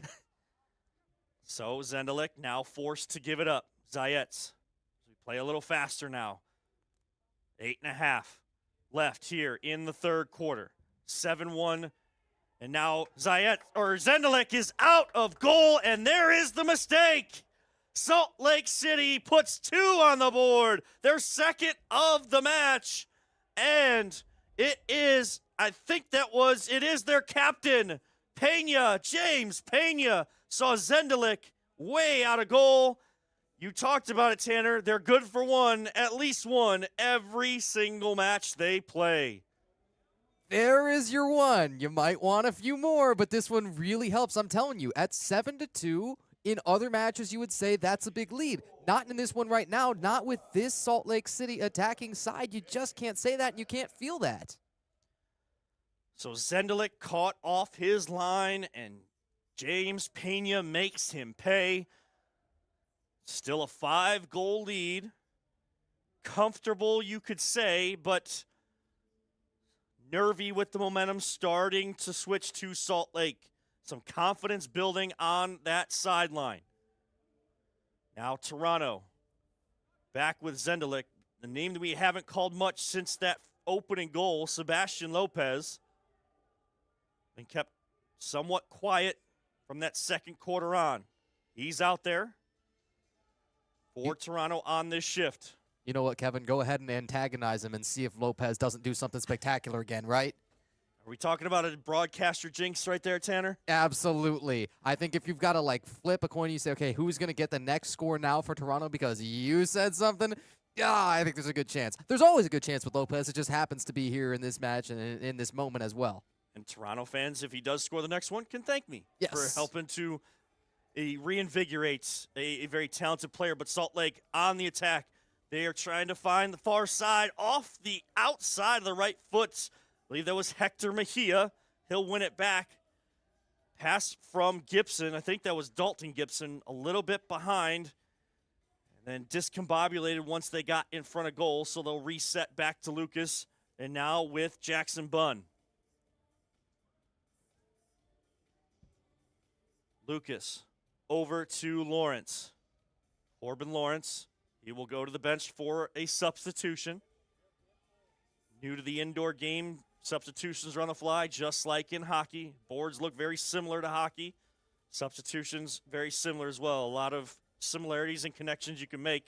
If you're new to soccer in general or the indoor game, you can always make connections to some other sport, help you understand what you're seeing. That one off the foot of Hoffman, saved by Zendelik. Shot from deep, out of play. Dalton Gibson. Zendelik will get the restart. Zendelik covering that near post. Yeah, he's tough to beat there. He's tough to beat anywhere else, too, but he did have that shot swamped. And we hit our media timeout of the third quarter. 7-2, Toronto leads, but a little momentum switching over to Salt Lake City. Find out what happens next coming up right here on the National Soccer Network.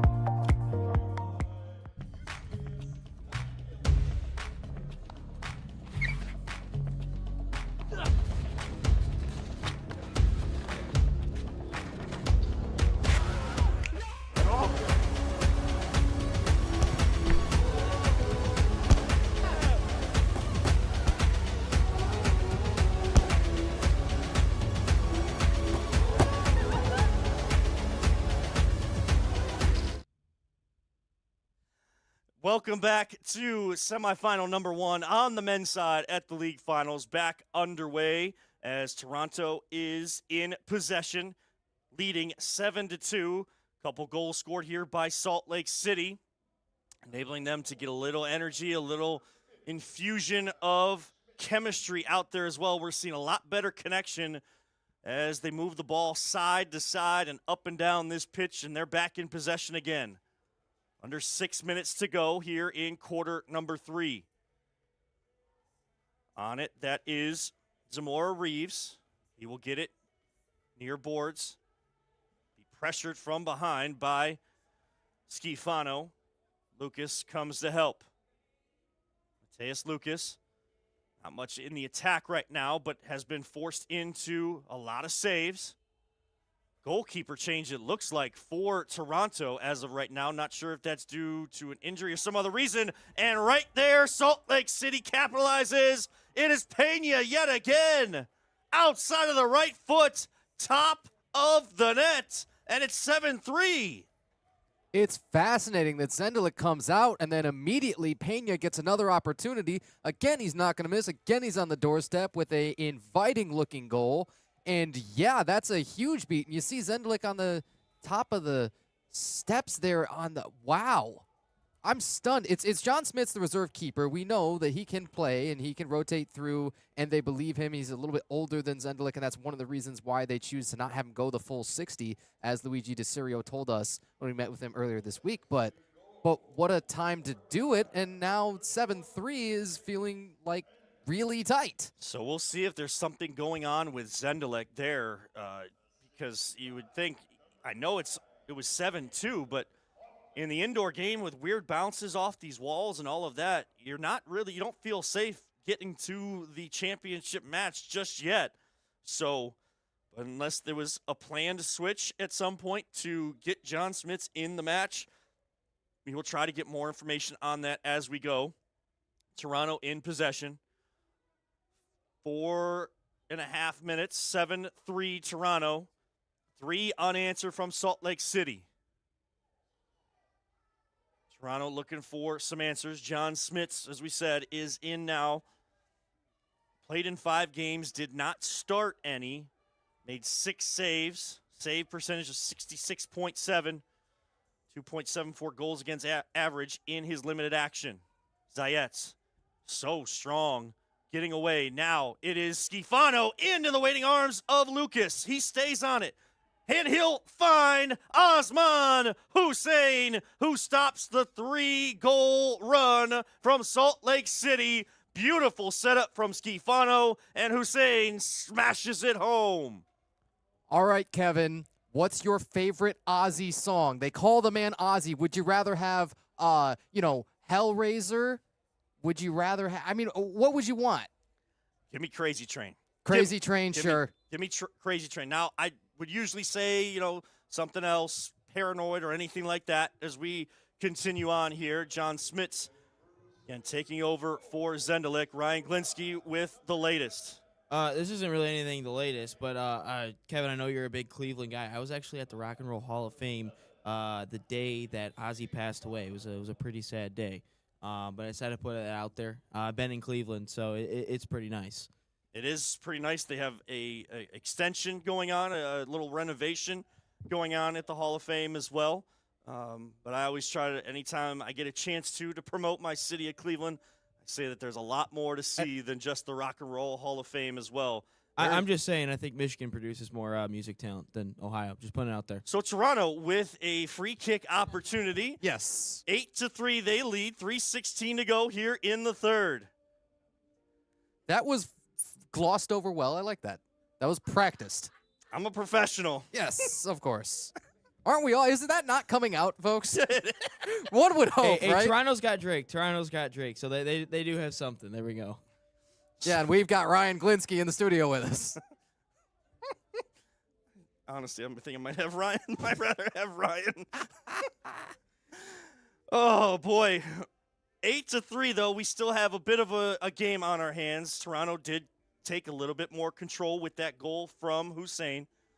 Under 3 minutes now here in quarter number 3. Zayats tries to back heel. Smits gets taken down. That is a dangerous, dangerous tackle by Hector Mejia, and he will be shown the blue card. Smits takes the contact, lays on his back for a few extra minutes. And with 2.5 left here in quarter number 3, Toronto with their second power play of the match. You know, those blue cards all have codes, and your fourth official, your off-field official, records them. I'm going to go ahead and say that's a reckless tackle. If I could just postulate and speculate, I'm going to go ahead and say that that's almost certainly what it is. Ouch. Chamale gets us back underway. Be 5-on-4 soccer here. Zayats, far side. Find Chamale at the point. Send it back to Zayats. Back to Chamale. Fakes a shot. Zayats and Chamale. Now Zayats will switch fields to Lopez. All the way across to Zayats yet again. They play around the outside. Lopez touch with his right foot. Couple touches. Fake. Back to Chamale. Chamale trying the no-look pass. Gets deflected. Back out only as far as Zayats. Zayats to Rose. Rose patient. About a minute gone here in the power play. Chamale to Lopez. Couple touches back and forth between his left and right foot. To the point to Chamale. Lopez really wants to set up that shot. Chamale thought about it. He'll slow things down again, just outside of the box. Zayats trying to move that ball quickly. Gets the pass off the wall. That is Rose. As Lopez goes back out to Chamale. 30 seconds now in the power play. Lopez with a shot. Gets blocked away. You wonder, did he block that with the captain's armband? In all seriousness, though, Pena is jumping off of the tape, and he is keeping this club in it in 2 out of the 3 scores. And they've both been huge. They've been at big times when the club has needed to stop the run and stem the tides from Toronto. Good turn there from Bunn, who was able to kill off basically the rest of the 30 seconds. We should be getting back to even strength, and we do. Toronto and Salt Lake City. Salt Lake trailing 8-3 as we near the end of quarter number 3. 45 minutes of play almost in the books. Toronto had control there in the first half. Salt Lake City made a little bit of a run. The goal from Osman Hussein has pushed that energy and the momentum back briefly to Toronto. Now, near the end of the quarter, Salt Lake City looking for a chance right on the doorstep. They're looking for a handball. And the defender is able to get that one away. Salt Lake City is enthralled and looking at every single referee they can, thinking that was a handball. I have to say, I think arms were down and connected to the body. Be interesting to see that one closer. We will see that we'll see that right now before we hit break. So on the attack, it is Braden Gibson to Dalton Gibson. That is a tight call, a split-second decision from the officials to no avail of the discretion from Salt Lake City. So we hit the third quarter break. It is 8-3 Toronto. 1 quarter left to play for a spot in tomorrow's final at 7 p.m. Eastern right here on the National Soccer Network. Authentic Mexican flavor made fresh from scratch.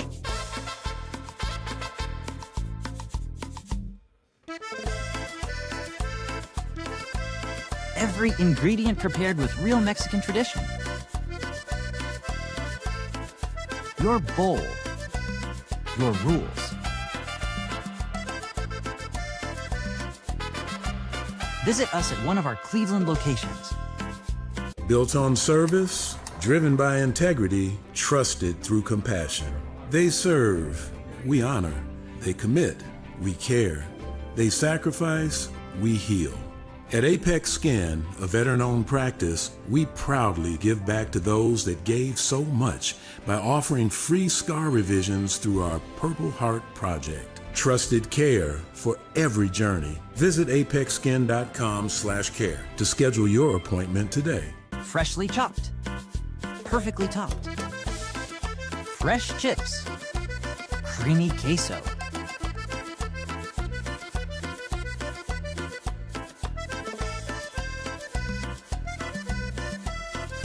Feeling thirsty? Try one of our signature drinks.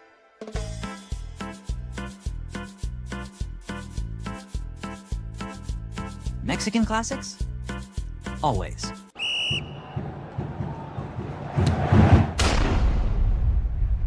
Liberty Home Mortgage is kicking off a new sponsorship with Cleveland Crunch. We're revolutionizing the way mortgage lending is done today. Looking to purchase or refinance a home, we'll find the best solution for you. Come see how Liberty Home Mortgage is changing the game.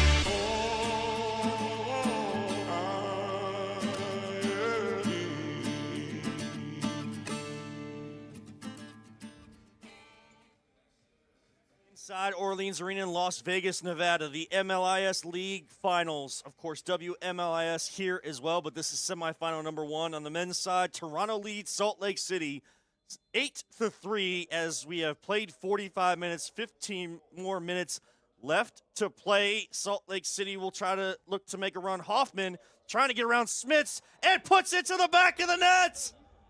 An early response from Salt Lake City to cut the lead in half, 8-4. Hoffman with another. Okay, so Scooby-Doo was one of my favorite shows growing up. Ruh-roh.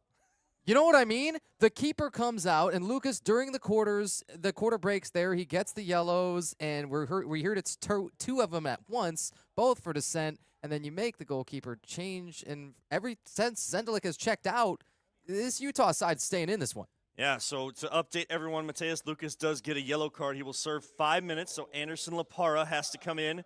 Backup goalkeeper. Played in 4 games this season with a 1-0 record.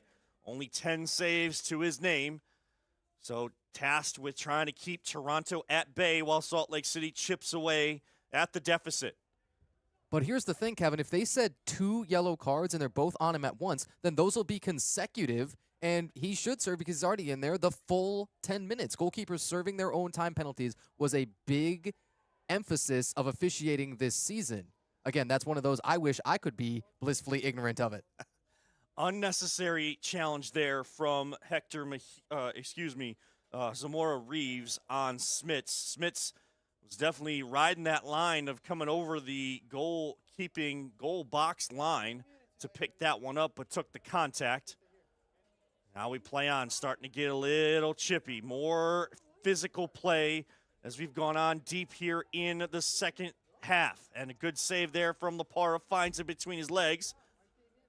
Try to outlet to Hoffman, nothing doing. Here comes Serrano with Jama. Jama back to Mahaber. We should also note that those yellow cards not released on the score of goals. I think that's another thing. And it factors into your keeping again. Good save from the Para, full stretch. Pushes that one off the wall and allows Salt Lake City to go the other way. You just feel like every instance that Salt Lake City makes a play here, it just infuses more and more into a team that knew that they were going to be down 4 of their top players coming in. Confidence has started to grow. They are starting to believe. But the margin for error is becoming less and less as that clock ticks under 13 minutes here in quarter number 4. Toronto leading 8-4. Glad you said it one more time because this is not the Salt Lake City squad that we saw for nearly this entire season. They are going to bemoan a foul a little bit here in the attacking end, and we'll get a little bit of a stoppage. But 72 points are off of that pitch right now between just Chris Reyes and Leo Sobrera. Another 23 with Steve Jasso, another 22 with Guy Lemay. There's league leaders everywhere among those. There's going to be all conference selections and all league selections among those. And none of it's here in this Salt Lake City side says, yeah, who cares? Nobody's feeling bad for us. And we know that we're in this against the best that the North has to offer. So free kick gets blocked away. Lopez had a look at it. He decided to give it up. Now they'll press high, will Toronto. Salt Lake City trying to clear their lines. They do. If Bunn can catch up to it, good pass there. Shot just in to the waiting chest of John Smits. That was Hoffman looking for the hat trick. What a pass picked out. And then Lapara on the doorstep denies Toronto. And a foul on the follow-through from Toronto will give the ball back to Salt Lake City. You know what I'm thinking? You got the youth movement on one side. Lapara, 20 years of age. John Smits, 37 on the other side. They said, yeah, so that's kind of why we use him in the timeshare with Philip Zendelik. But these guys are just fantastic examples. Shot off the crossbar. And I'm glad it was. These guys are fantastic examples of it does not matter what you look like. It does not matter what your birth certificate says. It does not matter. But can you ball? Schifano looking for the back heel to Lopez. He wasn't making the run that he thought after Schifano missed his opportunity. And clock moving a little faster here in quarter number 4, even with the physical play. 11.5 to go. 8-4, Toronto holds the lead. Shot from Phillips goes out of play. Veterans, are you looking to purchase a home? Joe Page and Lynn Jabs with the TOP team, powered by Liberty Home Mortgage, are your local VA loan specialist right here in Vegas. As a veteran and veteran spouse, they don't just know VA loans, they lived it. Start your journey for home ownership today with the TOP team, powered by Liberty Home Mortgage. Continuing to play here, Lapara. Now he joins the attack. Using those younger, fresh legs. Has to be wary of an errant pass and getting caught off his line. Lapara tracks back to get this one in his own half. Will find the captain, James Pena. Pena goes up to Hoffman.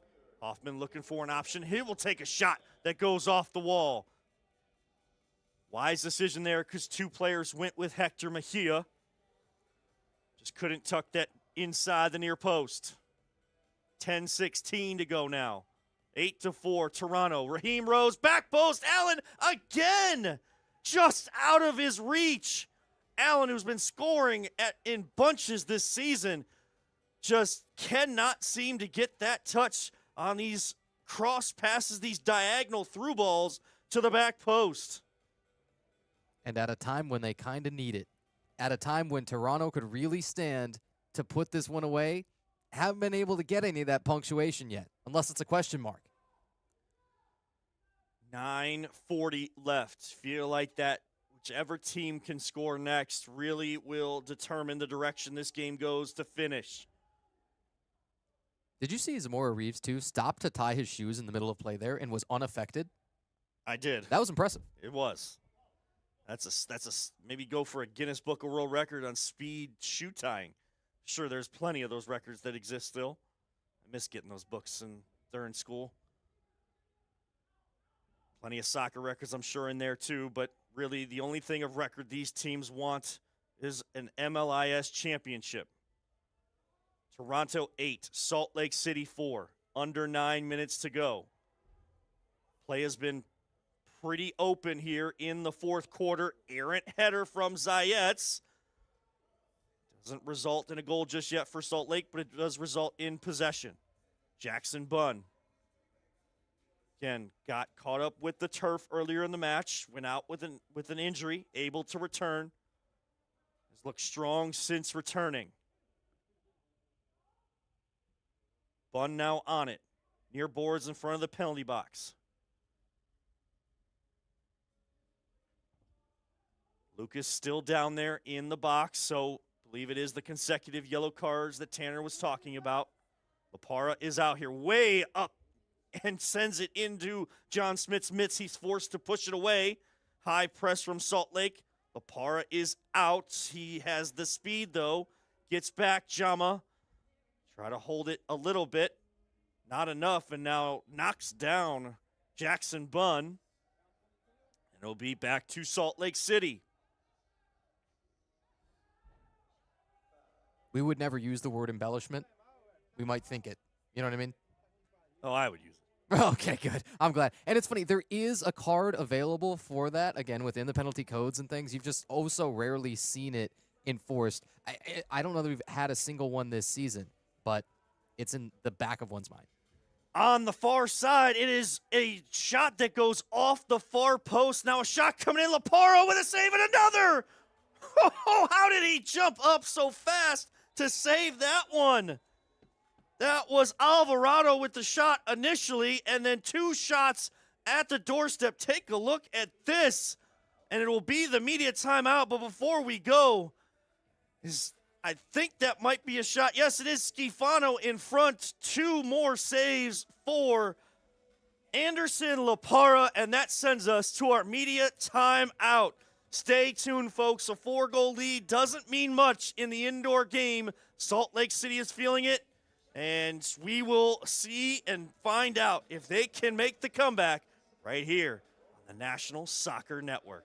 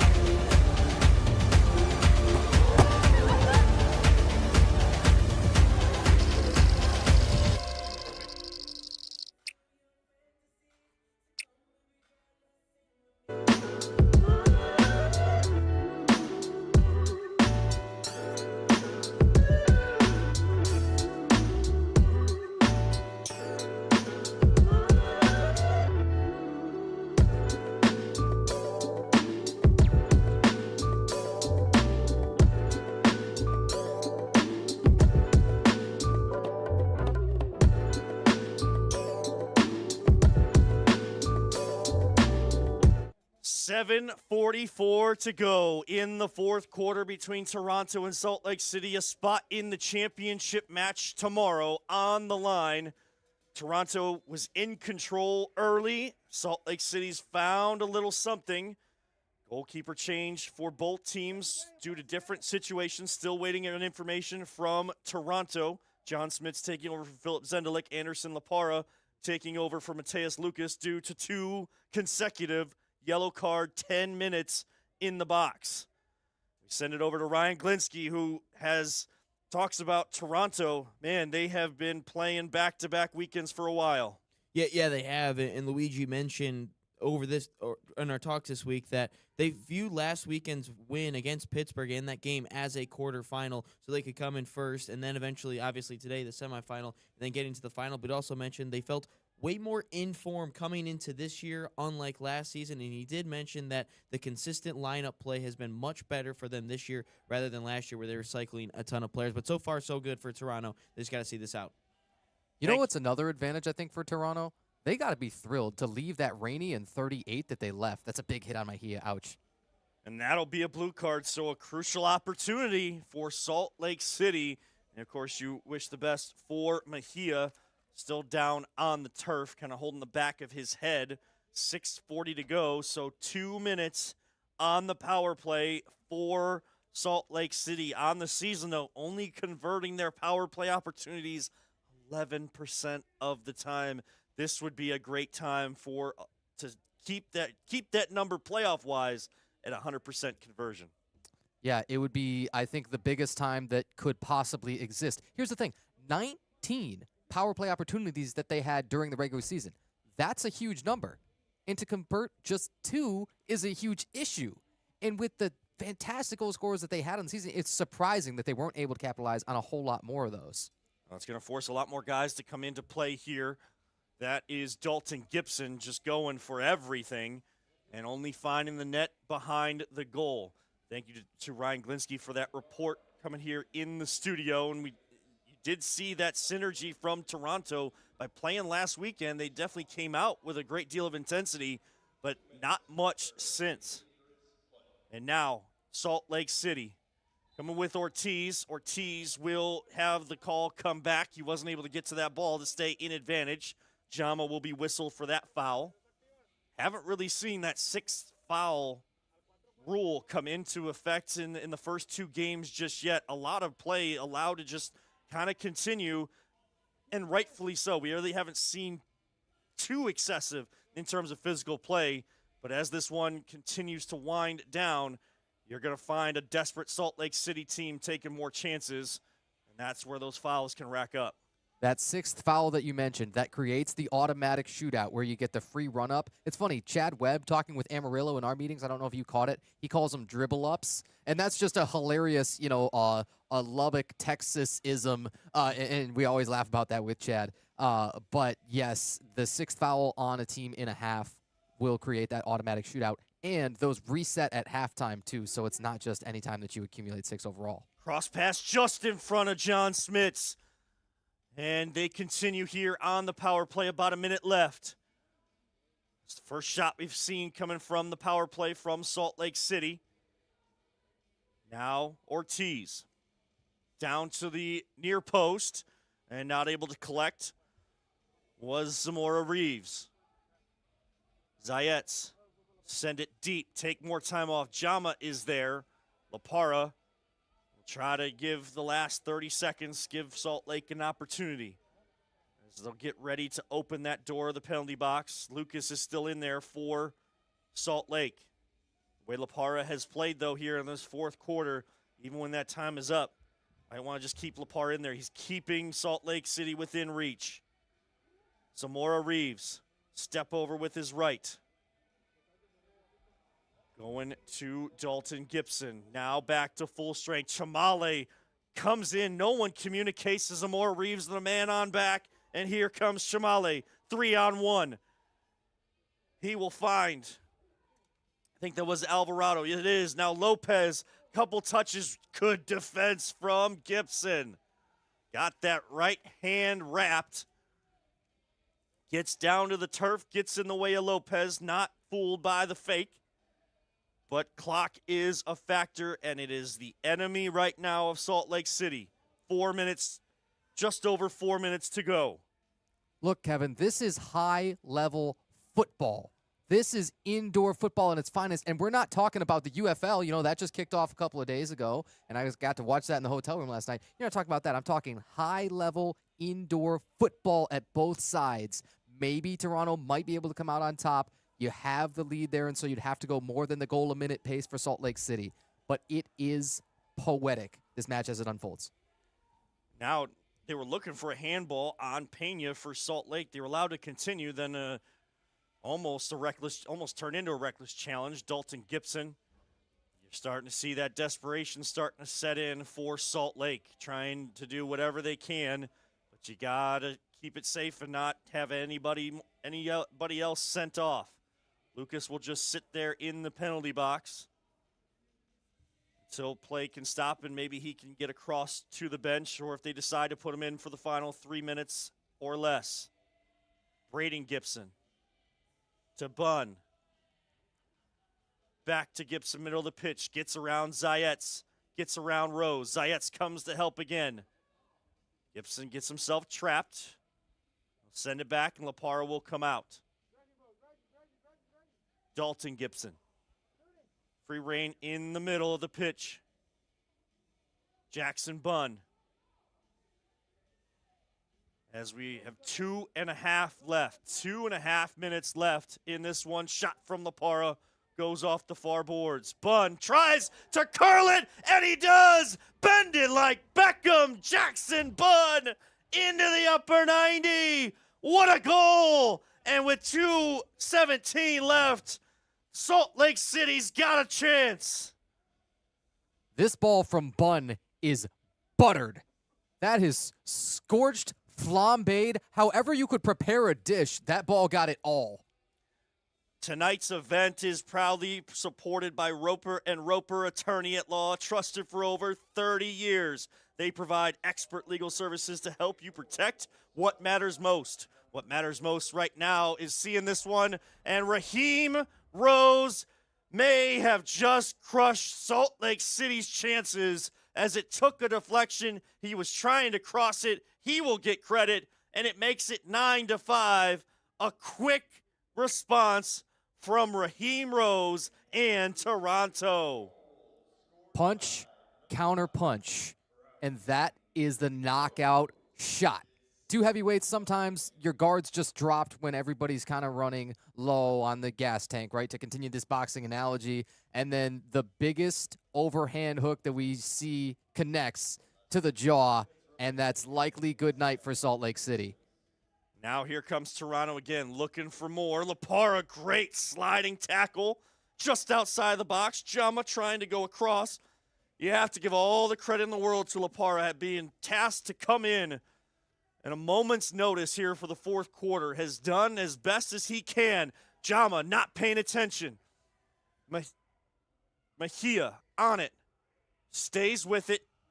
Has a shot. That one just off the near post. Just enough of a deflection. 1:52 now. 9-5 Toronto. And it will be a foul called on Salt Lake City. Toronto Chamale will take that one. Yeah, so the desperation's kind of come and gone, and maybe the acceptance phase sets in here a little bit.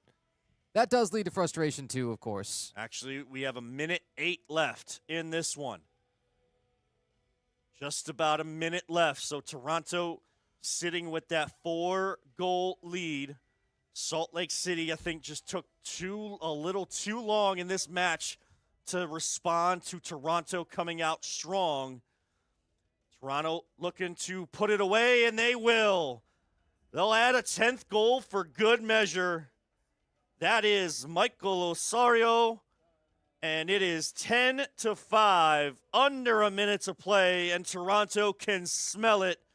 They will stay in Vegas and will play for the MLIS Championship tomorrow night at 7 p.m. Opponent to be determined in our final match of the night. Like we say, Kevin, if you're going to make that trip all the way out there to Vegas and you already knew that you were going to be the most well-traveled team, you may as well get everything out of it that you possibly can. So maybe you stay through on Sunday night and you celebrate into the wee hours of the morning, and then eventually you scamper on home on Monday or Tuesday whenever you feel like it. It's a real good shot with Toronto, but Cleveland and Amarillo, the championship match, the rematch, still on deck. Corbin Lawrence there with Jackson Bunn as they look to try to finish things out maybe. But Toronto, again, open space to run. Schifano wisely holds it up. He'll find Lopez, and Lopez puts it bottom corner. If you didn't know, now you know. Sebastian Lopez and Toronto are heading to the championship match in MLIS. That's full stop. That's period. That's what Toronto expects of themselves. It's what Lopez expects of himself. It's that final exclamation mark. Can't end it with a question, and they did not. So final kick of the match. Smits watches that go. Maybe just a couple seconds left here in this one. The obligatory restart just so that the clock restarts. And there it is. Triple zeros in the arena. Quadruple zeros here on National Soccer Network as Toronto defeats Salt Lake City. Tip your cap to Salt Lake City for the effort, the attempt at the comeback here in the second half. But ultimately, Toronto just too tough. As we see Philip Zendelik, still no word on the reason behind the goalkeeper change, Ryan Glinsky. I know it ends up with a 6-goal advantage for Toronto, but we were treated to some fantastic football here in the second half. You know, it was really good response out of the gate for the Salt Lake City side. They really responded well, which maybe some worrisome signs for them in the next game, for the next game, I should say. But again, some worry signs going forward for Toronto. Does that Philip Zendelik absence kind of in that second half, does that worry you guys for his availability in that final on tomorrow? Tanner, I would be very interested to hear what the explanation is, what happened there. It was an odd time for a goalie change as well. It really came out of nowhere, and that's a guy that you definitely want out there. Now, they trust John Smits. They made sure in our production meetings this week to mention John Smits and talk about how they have so much trust in him if he is forced into action. They didn't go not as much this season as they did last year with the back and forth keepers. They trusted Zendelik. So that's why I question what happened there. But I know Toronto, they feel like they have the offensive horses to still get the job done no matter who is between the posts. Yeah, my best guess is it was game plan related and not injury related. We'll check, of course, with them and get the most unofficial report that we can, don't you worry, before a championship match. But you zoom out and you realize Toronto is the best the North has to offer so far this season, and they still, whether they're going to get Cleveland, whether they're going to get Amarillo, have every right to think they can be champions in this 2026 season. Even, no matter what their lineup should look like tomorrow, they got a feeling it's a championship lineup. Ryan, I mean, championship-style teams, they find a way, even through tough moments of matches, they find a way to get the job done. Yeah, they did, and they'll have a tall task tomorrow, whether that's against the Cleveland Crunch or Amarillo. I'm excited for that matchup, and we'll figure out who that is later on tonight. But before we get into the WMLIS semifinal number 2, We'll look at the schedule right now, WMLIS, and then the semifinal number 2 for the MLIS between Cleveland and Amarillo. But we're going to step aside for this broadcast and then get ready for the next one, as we're only halfway through semifinal Saturday here in Major League Indoor Soccer. We'll see you in the next one.